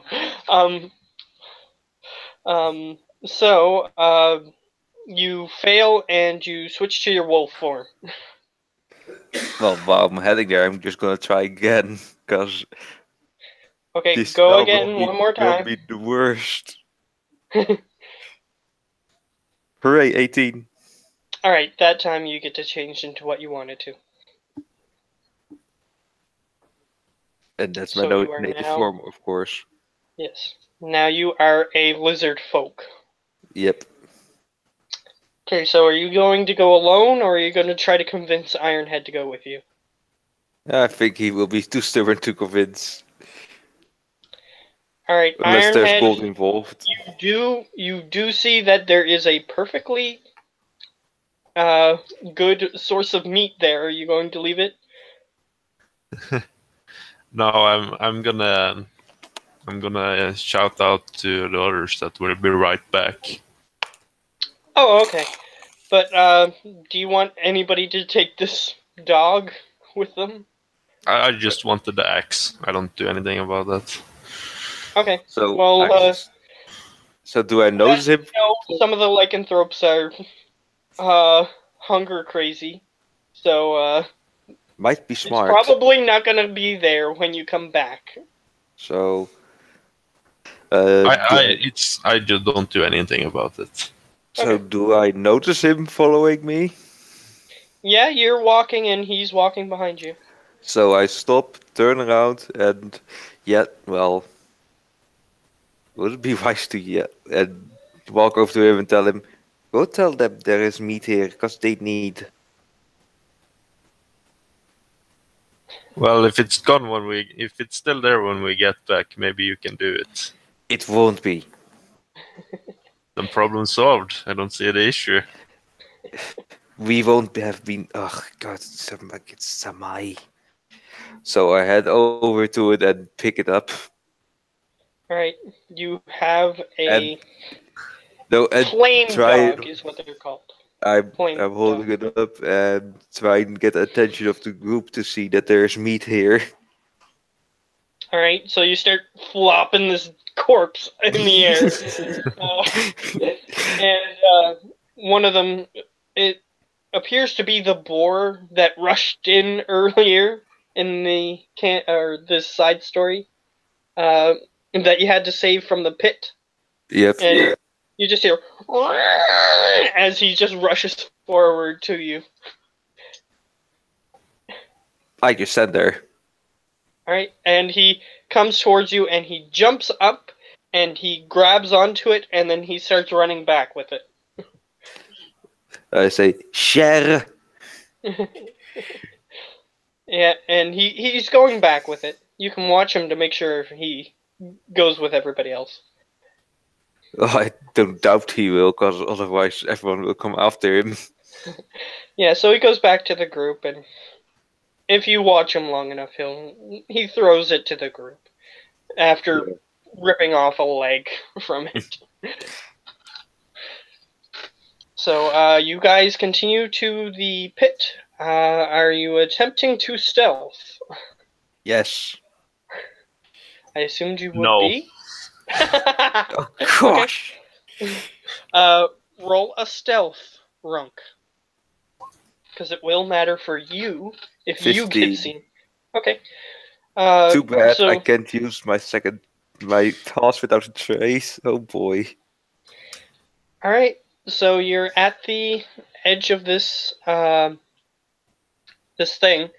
Runk, I assume you know what you're looking for because you made the nature check. So let me see again. I thought it was a netty. yeah. Probably. Or was it the animal Which handling it was a was. natty? Nature netty 20. Oh, you did. You got two. Okay. Yeah. So you know what you're looking for. You know exactly the plant you're looking for. So I'm trying to explain that to Ironhead so that he knows what it looks like. Of course, I know what it looks like. I just tell him to make sure. All right. So he explains that it's a flowering plant. And it's got a green stem, and it has purple clustered flowers. Kind of looks like a popsicle, if you know what I'm talking about. It's like it's got purple on it on the top, and it's got a green stem. Yeah. So it kind of looks like that, and it's a purple flowering plant. Yeah. And it looks normal in anywhere else, but here it's relatively rare, so it would stand out. Yeah. I was just looking for flowers, but now I'm looking for that. Alright, so I need you both to make a survival check of the surrounding area of the den. Hold on, let me just add expertise to Both? that since... Yeah, if you're looking. Let me just add expertise to that since it's, again, a wisdom. And remember, this plant is rare, so the DC is pretty high.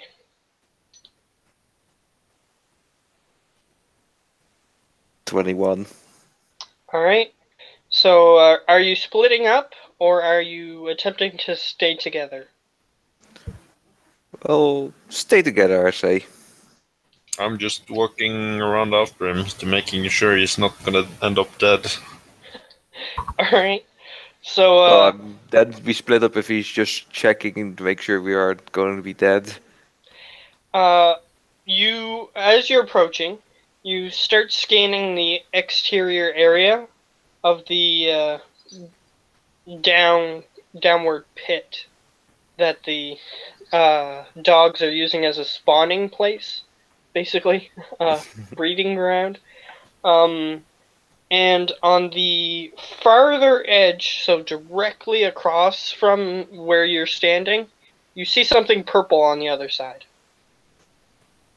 Which is strange. You didn't notice it before, the last time you came here, but it's there Yeah. now. I'm gonna try and get to it. Alright. Perception check from the enemy. They're automatically going to see him because he's not trying to stealth. Yeah. He's just a shiny beacon. Ooh, that's close. Yep. I'm just gonna double check to make sure I'm not missing anything. +1 wisdom. Actually, they have, when making perceptions, they have a +3. So I forgot to add that. So, you hear as you're walking along,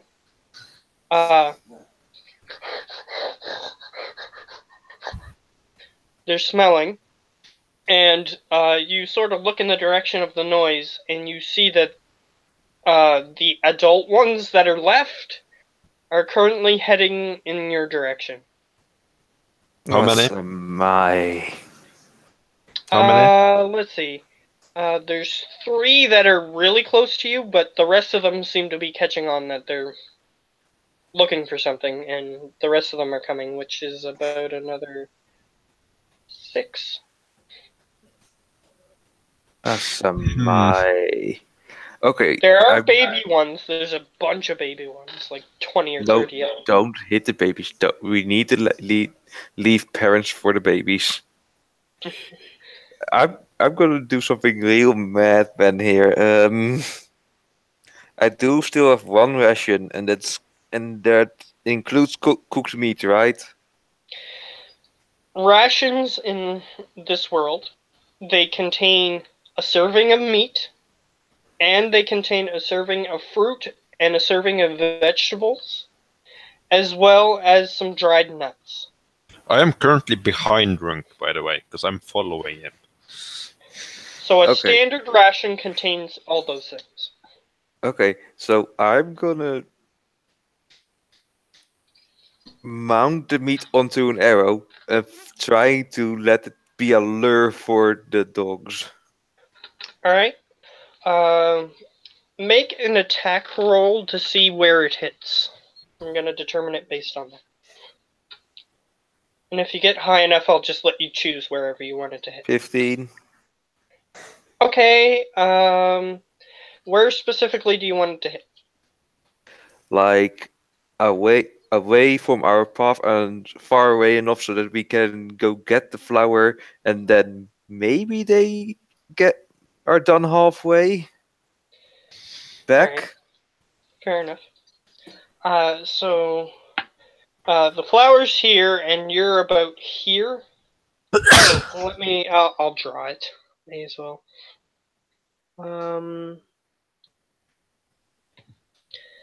Okay, so Just gonna draw it in this open white square up top. Gonna draw it fairly small because I'm Understandable. reasonably zoomed in. Oh, now it's annoying. For some reason, it went to the opposite corner. Something which we I can didn't want it see. to do. Okay, here we go. So it's right next to the picture of the ghoul that I'm going to be drawing. Okay. So here's a circle. You guys see that circle? Yep. It's weirdly shaped, but it's not supposed to be shaped like that. But anyway, it doesn't matter. It is a lump on top, but yeah, it's a circle. This dot is where the flower is. Mm-hmm. This bigger dot is where you guys currently are. So, where would you want to shoot based on that? Well, based on that, I would say point it like about, say here, so that they go that way. We go like that, so that we can like Yeah, you're going around the side. I get you. yeah, so that we can go so that the dogs are like over here. Yeah, fair enough. So do you want it to hit outside the spawning pit or inside? Outside, then they need to climb the hill, giving us more time. Alright. So about here. Yeah. Alright, fair enough. So the arrow goes, it hits, and the dogs look up and watch it, and it hits the ground on the other side, and a couple of them go over. And the I'll arrow say poofs away. 4 of them go over. That's my. Oh So boy. you still have 3, 4, 5 coming in your direction. I don't think I can intimidate these. You can try if you want to. If they just get too close. Because I mean, I am stealthing.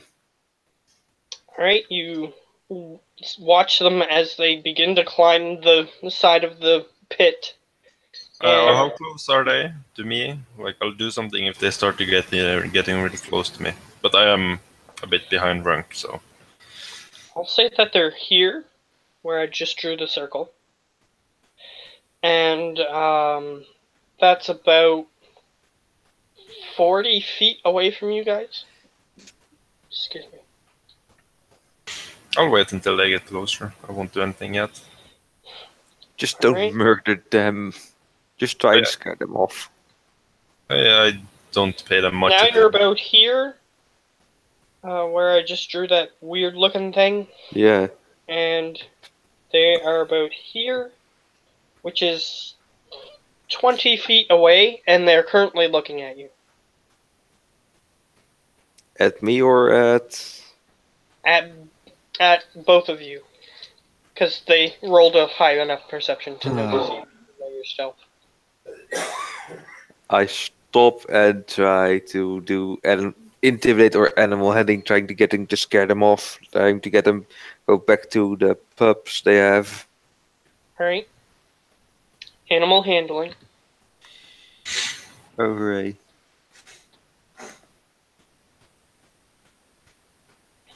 Seven, yay! This time you're not sure. You're a little bit unsure of yourself, and when you go to roar, it goes and it makes a weird dog-like noise. Not the sound that you were intending. And the dogs just dig in their claws and go. They're just watching you at this point. Oops. So I don't pay them much attention, but I'm ready to swing as soon as if anyone comes up to me. I'm just keeping watch as I'm trying to stay out of their way and get the flower if they get too close. I'm just doing the ready action, and as I'm walking. All right. You get here, and now the dogs are like 5 feet behind you. And they're just growling at you. I grab hold of my If they're light. 5 feet behind me, I'm gonna smash the hammer down in front of them without hitting them to try and scare them off. So they're Alright. An animal handling check, this time with disadvantage. Oh boy. Because you've already tried to scare them off. No, I did. Yes, He the group didn't. tried to scare them off. 9. A bit They're still better. following you. And they back up as soon as you swing it down, a little bit, but they're still growling at you. Okay. And You how far continuing behind are going? they? No, I'm 5 gonna feet. go back and I'm gonna hit them because they're getting too close now. They Okay. don't seem scared, so I'm gonna scare them. By Alright. Fair enough. Don't kill them. I lay down my shield and I go for I put my shield on my back before I do this and then go down. Alright.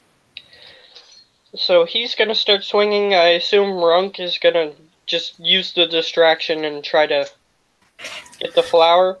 Yes. Alright. 19 and 18 both hit.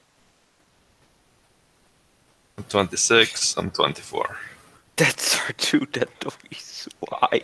Alright, so, yep. They are. Did you use lethal damage? Of course, yeah. Oh, come Okay. on. Dog number 1, you crack its neck as you hit it with the hammer. You sort of like swing it to the side and it cracks its neck and it falls to the ground. And then the second one, you swing downward and you crack its neck up and its head is permanently stuck up like that. As for my movement, I keep walking normally, calmly like I did before, to show that if they don't back off, that's what's gonna happen. Alright. Animals are pretty smart and they realize that you just killed 2 of them. So, let's see. Make an intimidation check with advantage. Oh boy. Or animal handling, I should say. No, that's acrobatics. Animal handling. There we go. 15 is sufficient. They're just animals. They're afraid for their lives like anything else. And the other ones just sort of back off, but they go back into the breeding pit, and they get in front of the pups. Yeah, I'm not approaching the pups. I keep going at the steady pace I always was. All right, fair enough. But they don't know that. They're gonna guard the pups anyway. That's why they decided to attack you. Yeah. Or get close to you. So they just go back down. The other ones are still at the meat, trying to figure out what happened over there. Yeah, just letting them have it and just get the flower. All right, you approach the flower. Since you made such a good nature check before, I'm gonna say that you know to gather the root, which is the part that's the most potent. So you have to dig up the entire plant in order to make it any use of it. Well, I will then. All right, so it'll take you about 2 minutes to do. Okay. All right. So Ironhead, you see him starting to dig around the, and he has claws, and he's pretty good at using his hands to dig up stuff. And he's sort of making a perimeter of dirt around this plant, just a small one, like a couple of inches around it, so that way he can try to get most of the root system. And you see that it's going to take some time. Yeah, I'm just standing beside him. Like, I have my weapon down on the ground, but I'm ready for if any dogs are gonna attack. Yeah, fair Well, enough. they won't, cause they're just 6 adults. So I'm basically just continuously having the ready action to attack anything that gets close. Alright. And the ones that tried to attack you before are going to just stay there. But these other ones on the other side still get to make a perception check. They didn't see what happened before.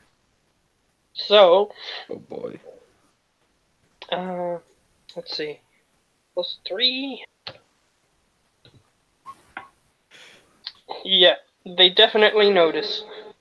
So they are currently standing over here where the arrow went, and they are currently, seems as though the meat is gone, and they are currently approaching directly, like they're moving straight there. To us or to? Yeah, they're not even bothering to not go down in the pit. They're going straight at you guys. You Okay. just said that they did notice what happened to them. Yeah, so they probably got angry. No, they noticed you guys. Oh, Yeah, that's fine. So I'm just I ready my hammer and I'm gonna swing when they get close. like to scare them again. Not to They scare get- them, to kill them. If they come close enough. That's too small amount of adults for the pups. Well, that's not my concern. Well, that's my concern. Keep digging. Alright. Whoops. I just picked up something. Didn't mean to. Anyway, there are 20, 15, 10, and he still has about another quarter of the job to do to dig it up. Yeah. So yeah, as they approach, I go to swing if they come close enough. Alright? They're gonna get within a melee range of you. Okay. And Alright. since nothing happened, I'm gonna do that then. Alright, go ahead. Does 11 hit? Actually, no, it doesn't. And the dogs see that you're being aggressive, so they are going to attack you. That's fair. You see, aggression doesn't solve anything. Oh, they have a +3 to hit. So 12 and Misses. 16. Misses. Okay, so they bare their teeth and lunge at you, but luckily you have heavier armor than they're able to penetrate, so they don't damage you. Runk, you see this happening. Do you stop and attempt to intervene, or... Well, you said a quarter, you said, still to go? Yeah, you have like 3 slices of the pie off, and you still need the last slice over here to just pull the plant up and then leave. Okay, I'm gonna give it a shot again, try to scare them off, to say that we aren't as important as the pups to them. Gosh. Alright, make an intimidation check. These ones didn't see your other one, I don't think. So, Yeah, that was in animal handling. Or was it imitate? animal handling, because they're animals. 9. Again, you're not making as big of a noise as you did with the other ones for some reason. Yeah. Might be having a scratch in your throat or whatnot, but you're not getting the same reaction. Yeah, or the fact that I'm not in my wear form. And Yeah, they're also busy in battle, so it's not helping. Yeah. so I'll say that that didn't count as an action. I'll say that that counted as speaking, which is a free action. So, So I'm gonna try and hit them with my light hammer. alright. Non-lethal, I assume. Non-lethal for me. All right, go ahead. Trying to hit them, trying to get them to be in pain, then scurry away. All right, 15 hits. and 17, both hit. Yep. That's a 6. And that's a Still 7. up. And even with the 7, it's still up. Yeah, I'm just trying to make them realize that they shouldn't be messing with us, so I'm hitting one and then another so that they're both in pain, like wanting to get the hell out of there. All right. Make. Actually, they're getting hurt. I wish that they had those saves that they had in the older editions where they could get scared and run away. Hmm. I wish they still had those. But anyway. You can always just make a wisdom save to see if they think they can beat us. Yeah. Yeah, that's true. I suppose. But still, that would be useful to have in case you wanted to use it like as an option. Yeah. Let's see. +1.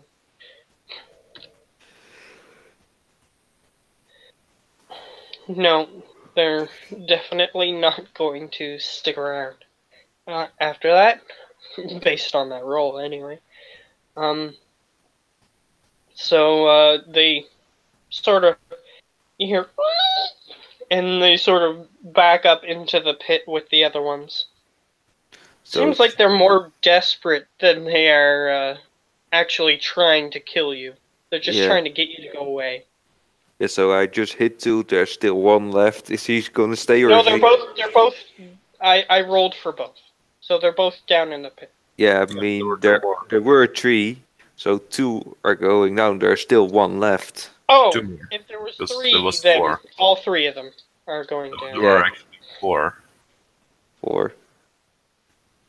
The 4 all. How about this? Make it easy. They're all in the pit, Yeah. Easy peasy, that was regardless easy. of number.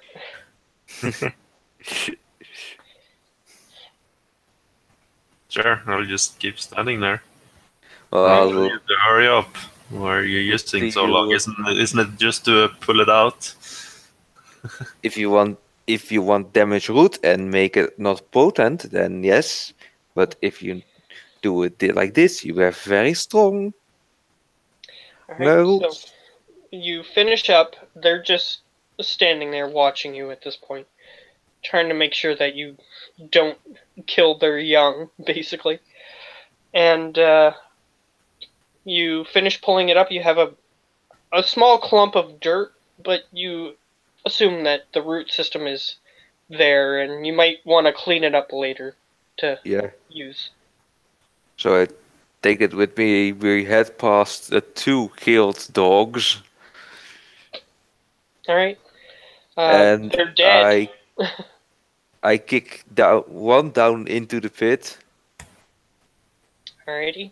So one corpse is in the pit. So that they have something to eat, and I pick the other one up. Alrighty. So one corpse is in the go, pit, your the other brother. corpse is with you. Which one did you want? Did you want the one with the neck snapped to the side, or the one that has its head permanently stuck in the air? Both are pretty good options. I'm going to say permanently stuck up into the air is more fun. Alright, so its neck is permanently snapped, so that way its head is stuck up where the rest of its body seems normal. Mhm. So you just pick that one up. And Yep. I assume you're going to leave at that point? Yep, I'm Yeah, taking the plant and the body. Alrighty.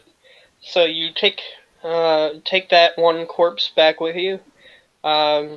You arrive back, no problem, and the frost giant sees you approaching, and she says, "What took you so long?" We found some of that I herb say, you were looking these for. buggers. And the boar sees that you are currently carrying another corpse, and he runs over, and he jumps up and tries to grab onto it. I stick out my feet so that he will jump right against my feet. All right, so he doesn't manage to if you prevent him. And he says, Yeah. I'm just hungry. You already had a lot today. So just relax and don't be greedy. And he just sort of goes back and sits down. So I give it to one of the werebears so that they can divide it over the rest. Alrighty. They seem like they're more contemplative. Because bears hibernate, so Yeah. they tend to be more chill, unless if they're threatened. So Hmm. they start dividing it up. Though everybody has had something to eat except for the frost giant, but the frost giant seems fine. Well, In regards to food, that is. Yeah, The frost giant seems I fine. think for her it would just be a teeny tiny So ask the snack. tiger if he can use the plant already, or if he can prepare Yeah. it. He changes into his dragonborn form, and he takes the plant from you if you offer it to him. Well, before I cleaned a bit up, of course. As you were walking back, I'll say that Yeah. you cleaned it up a little bit. And Still then got a hand little it bit of over. dirt on it, but he doesn't seem to care, and he takes it from you. Yeah, then I hand it over to him, then let him see what he can do with it. He starts looking it over, and the other tiger goes into its hybrid form, and he takes it from him, and he starts breaking it up into pieces, and then he takes out this thing from his satchel, and mortar and pestle, basically, like Hmm. grinding it up and all that good stuff. And after a few minutes, um, he added some water to it and whatnot, and he offers it to the giant, and the giant just drinks it, gives it back, even though it's sort of like a small little bowl in the middle of the palm of its hand. It still manages to. It seems like it's used to maneuvering small objects in such a way that it doesn't like eat the bowl, that sort of thing. So it seems like it's reasonably skilled in using tiny objects, eating from tiny objects, that sort of thing. Because potions are pretty small too, so Yeah. So it just manages to just take some from it and gives it back, and it doesn't seem to have changed any, but it doesn't seem like that's the purpose of it. It's to delay the change portion. So you don't know if it worked or not. You'll have to wait and see. Don't know, don't care. I keep marching. Alright, so you continue along, and I'll say that you guys get about halfway to the city, and you inevitably have to rest, because it's getting dark and whatnot. The frost giant seems still sick. And Well, you we'll remember that you weren't really that sick when you got bit. Except the night when it happened, at least. Yeah. But the giant seemed to get sick almost immediately after. So I asked the white tiger, like, is that normal? Does not seem normal. You mean being sick? Yeah. Oh, that happens from time to time.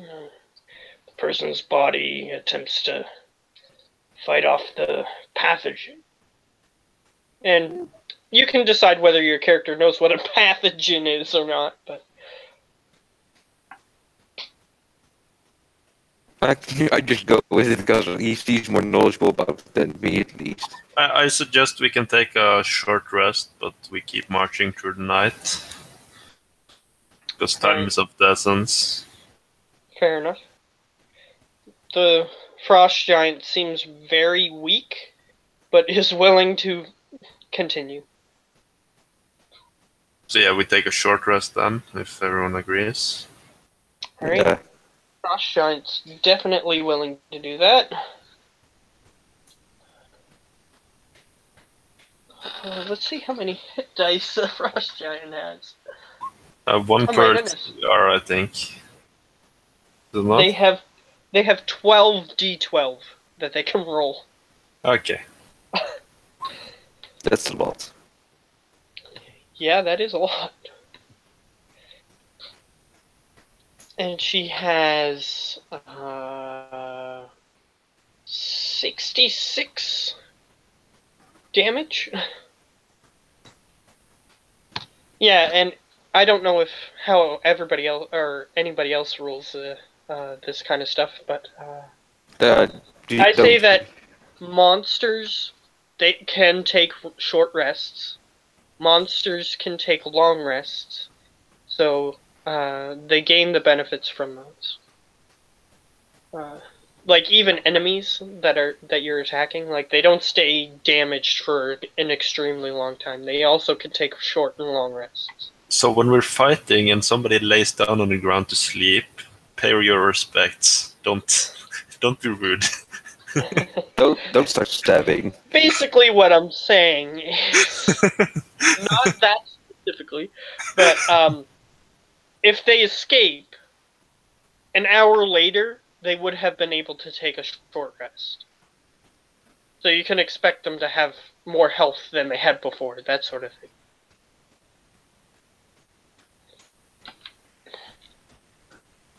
Seems logical. Yeah. I thought so. Yeah, it is.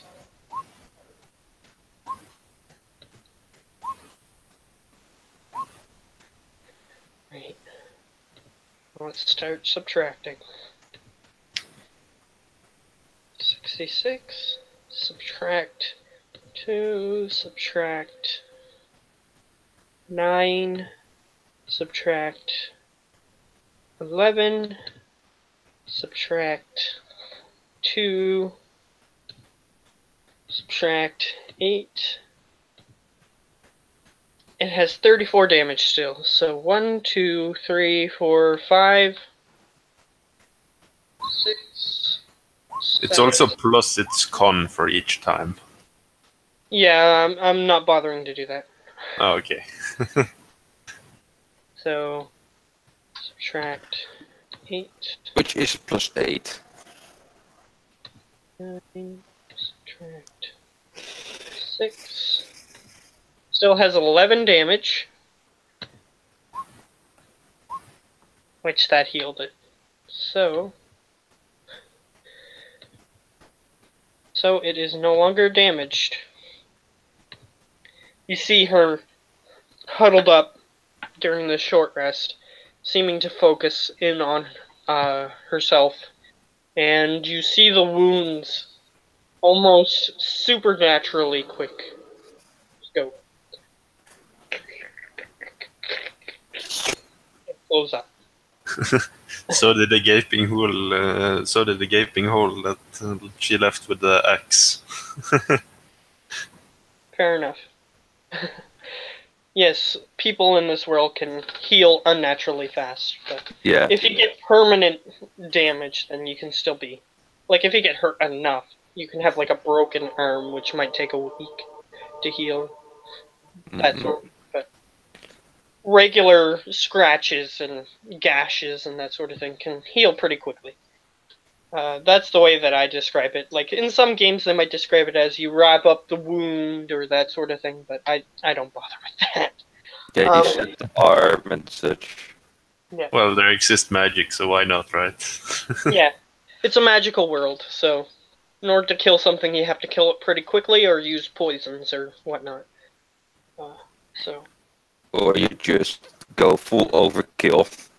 Yeah, that's true too. So it's fully healed, but she still looks sick after the Yeah. rest. Which is why I suggested we keep marching through the night. So All right. I start leading the way again. All right.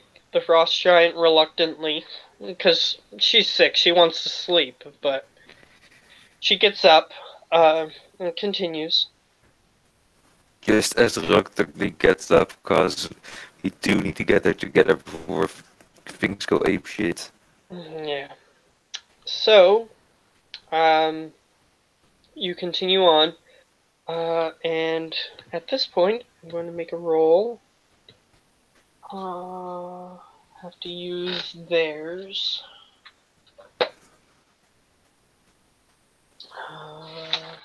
To use the wolf. So there we go. Alright.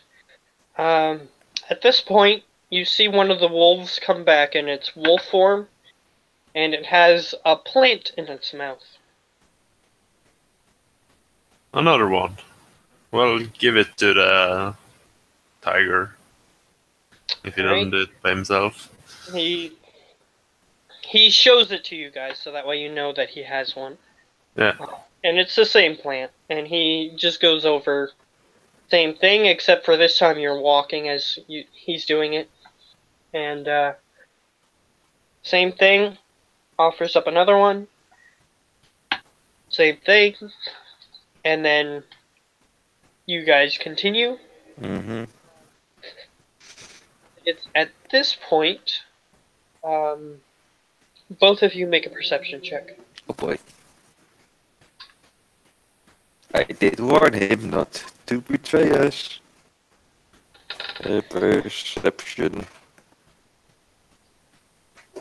Oh yeah, is he still tagging along with us? Because I haven't given him much thought.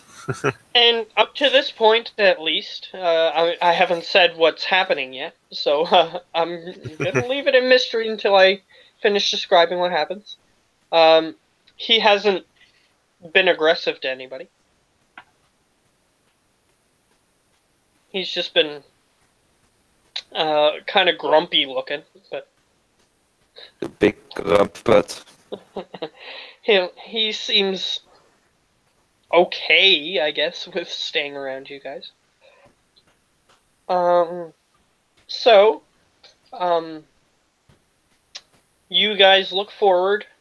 Runk, you hear,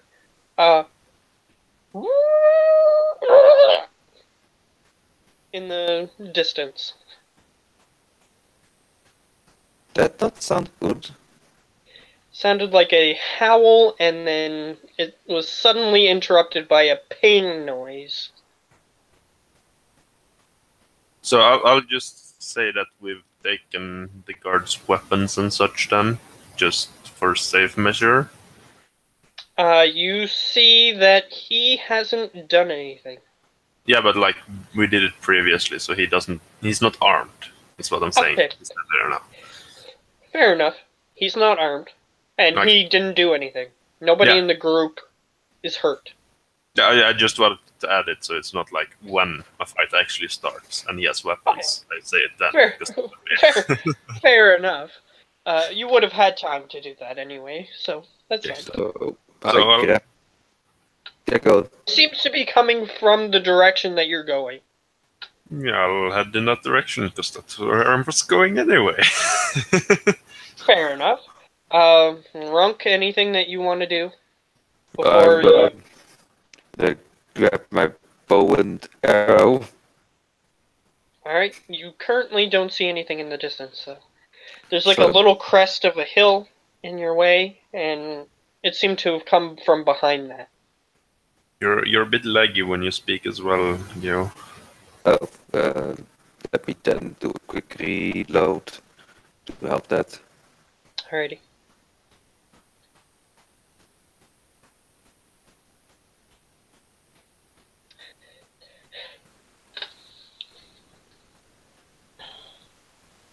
I think we'll go for about another hour.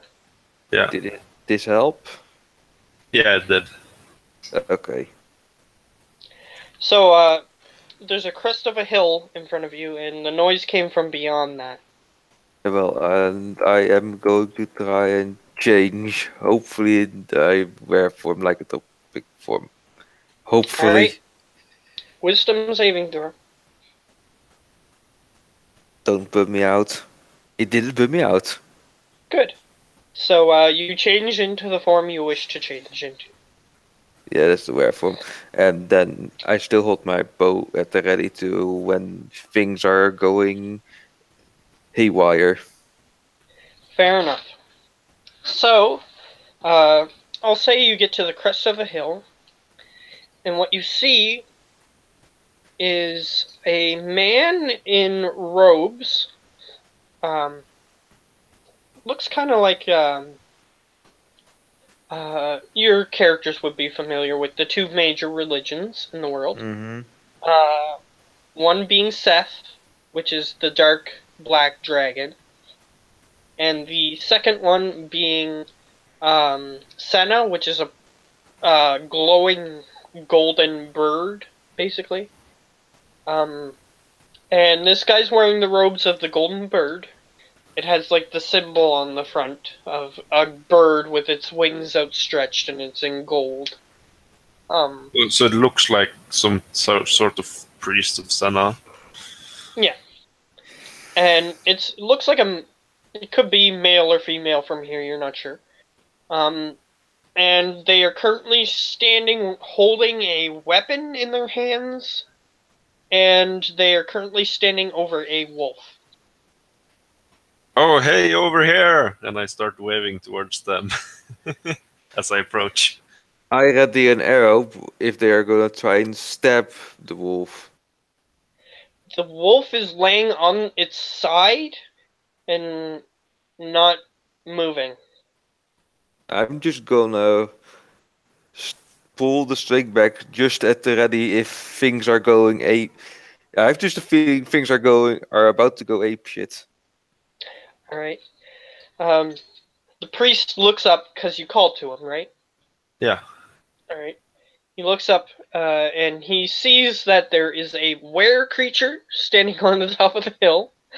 And there's a couple more coming from behind.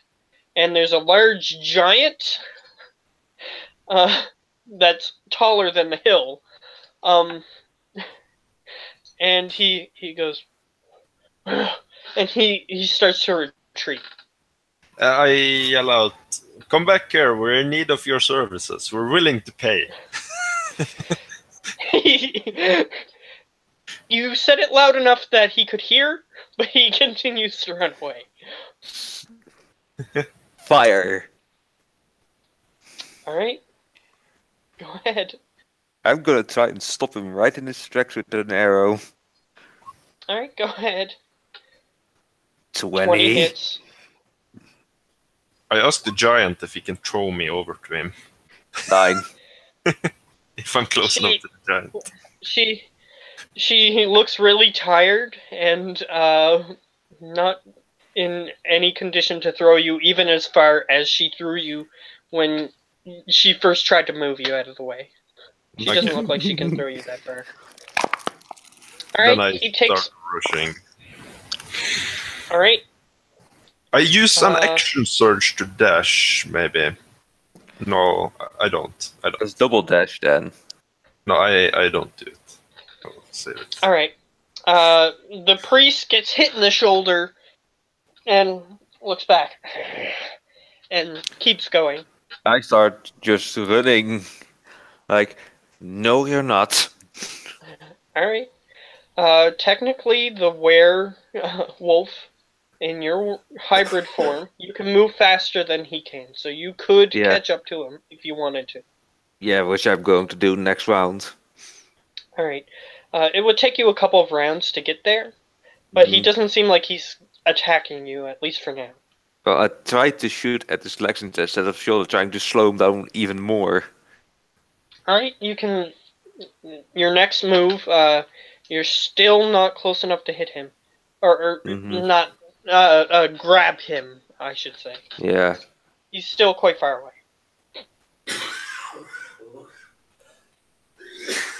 So it's the priest's turn again, I guess. Yeah, he ran. So Okay. It's his turn to run. I keep running after him, and I like yell out to him, just sounding really tired, like I can't keep up. Come back here, we need your services. How much do you charge? He just looks back at you and just gives you a weird look and then keeps running. I'm sorry about my strange company, but I assure you, we are good for our money. He keeps going. He's not gonna stop. Yeah, I 80 just feet. keep yelling out stuff like that while I'm running. Alright. So are you 80 gonna shoot feet him of- again? No, I'm just gonna run dashing 80 feet. Okay. Yeah, he's a priest, so he can't move 80 feet around. He can only move maximum 30 feet per round. He's becoming like from this far, but also from this far to also this far closer to him.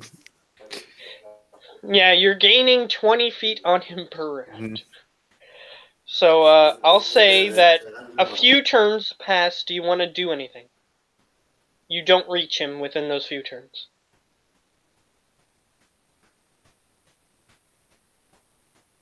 Yes, sorry about that.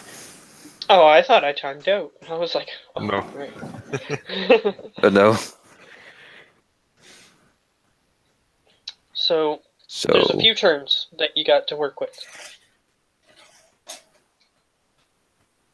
mhm. Do you want to do anything other than run in those turns?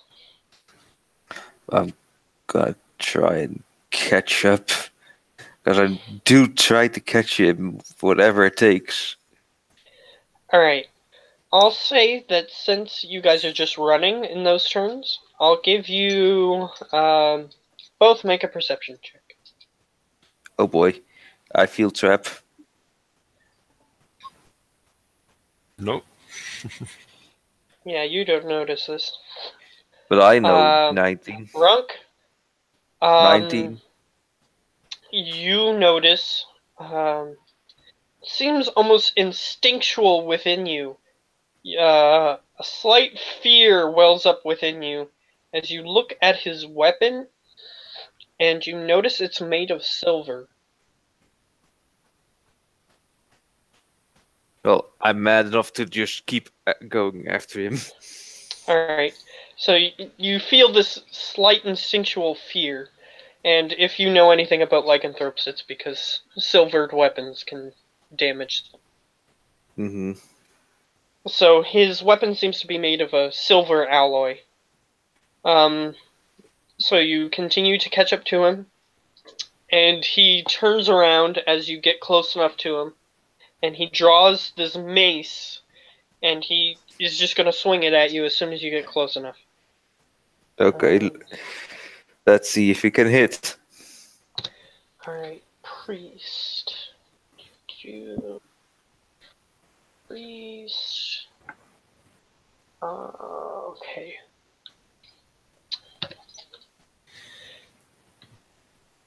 $16. Exactly my armor class. Ah, okay. So he's gonna hit you with his silvered weapon. The fact that it's silver means that it hurts you, basically. Yeah, It doesn't like double damage or anything to you. okay. Just so you know. Otherwise, it wouldn't have hurt you. Mm-hmm.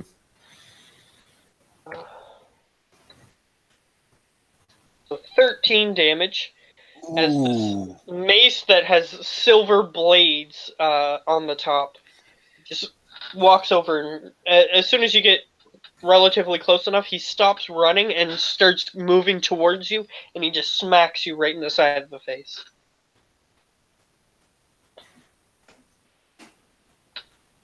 So 13 damage. That's good. Wow. Okay, that's adjusted. Alright, anything you want to do? Oh no, mad. So you feel, and it burns into your skin when he hits you. It gives you this burning sensation. So I grab my light hammer and start swinging at him. Alright. Just for my reference, are you using lethal or non-lethal damage? Well, I'm mad now, so accidentally lethal, but when I mean non-lethal, but he just angered me. Okay, fair enough. Yeah, you're instinctual, and it is a silvered weapon against a lycanthrope, so Mm-hmm. go ahead. Swing. I said swing. Oh, there we go. We got 2 swings there, and it's a 7 and an 8. He is a priest, but he's not that low of armor class, and No. he manages to move back, and he says, "Your kind usually doesn't use that kind of weaponry." So I'm gonna try and intimidate him. Okay, fair enough. Go ahead. And before I do that, I said, and priests never use weapons. Fair enough. So Go ahead. intimidate, please Roll. don't fail me. Which it definitely will, I think. 9. He has a silvered weapon, so this might give you a hint as to his demeanor when he Yeah. when he simply grins and looks at you with his weapon at the ready. And unfortunately, Ironhead is moving about half as fast as the lycanthrope was. Yep. So he's still quite far away. Well, I'm not gonna care about because I'm now just mad. I just want to bring in one hit into him to get Alright. that anger out. Alright. So Ironhead, let's see, you move 3 turns. I'll say you're about Shit. 100 feet away. Okay. I'll dash, so I'm 50 feet away from them, and I'll just mumble out. We dwarves really aren't built for this sort of thing. Yeah, you can imagine one of the dwarfs from Lord of the Rings just going, just running at full speed. So yeah, that would be amusing to see, but you are a lot closer than you were before. So I don't. Yeah, that's it. I don't do anything else. all right, you hear from behind you guys. You hear. Just give me a second to formulate what I'm trying to say here. You hear. Oh, I forgot his name already. I'm bad with names. We all are. Audahar, Of which her. is the name of the. I don't know if you have that. Do you have that spelling up there? Yeah, it does.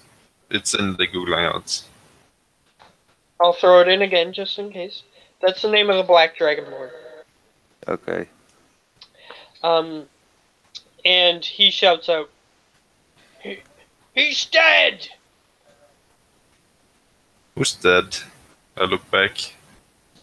You see The him lycanthrope. You see him crouch over what is now a human being laying in the grass or on the ground. Okay, so it's the wolf earlier. Yep. Yeah. So apparently this guy found out that this guy who was leading him into the wilderness was a lycanthrope and decided to kill him. And was successful, apparently. Oh gosh. So, yeah, now it's the priest's turn. He's gonna try to smack me again, I guess. Well, that's all he can do. Well, in fighting. Just try to hit you. he can try and run, of course. I think this is what I used before. May as well just click this. There we go. Oh, 22. come on. He hits. Alright. And he rolls another 12 Ouchie, ouchie, ouch. as he just smacks you in the other side of the face. I don't remember if I gave him 2 attacks. No, No, we I didn't. only gave him. Okay. I'm doing it correctly then. Okay. So he looks at you. Ha! Not as strong as you thought, huh? I will hit you. I will pummel you. I will crush you.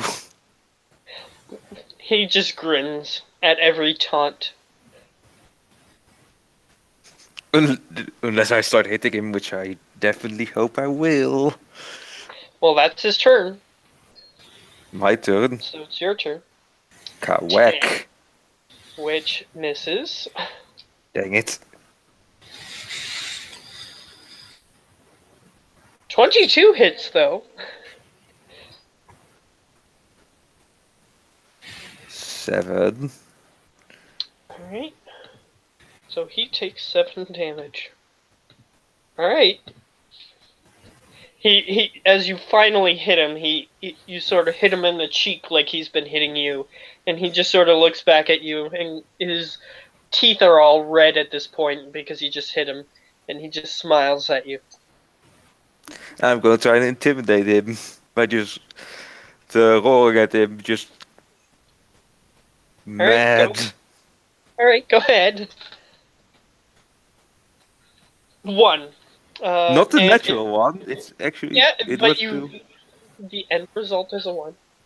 the, And he acts as you would expect from a person who just got hit by a 1 intimidation. Just Yep. continues grinning and is ready to attack you again. But yeah, I got to go. So sorry about that. Alright, that's fine. We can pick this up another time. I'll end it here. Well, that was fun again.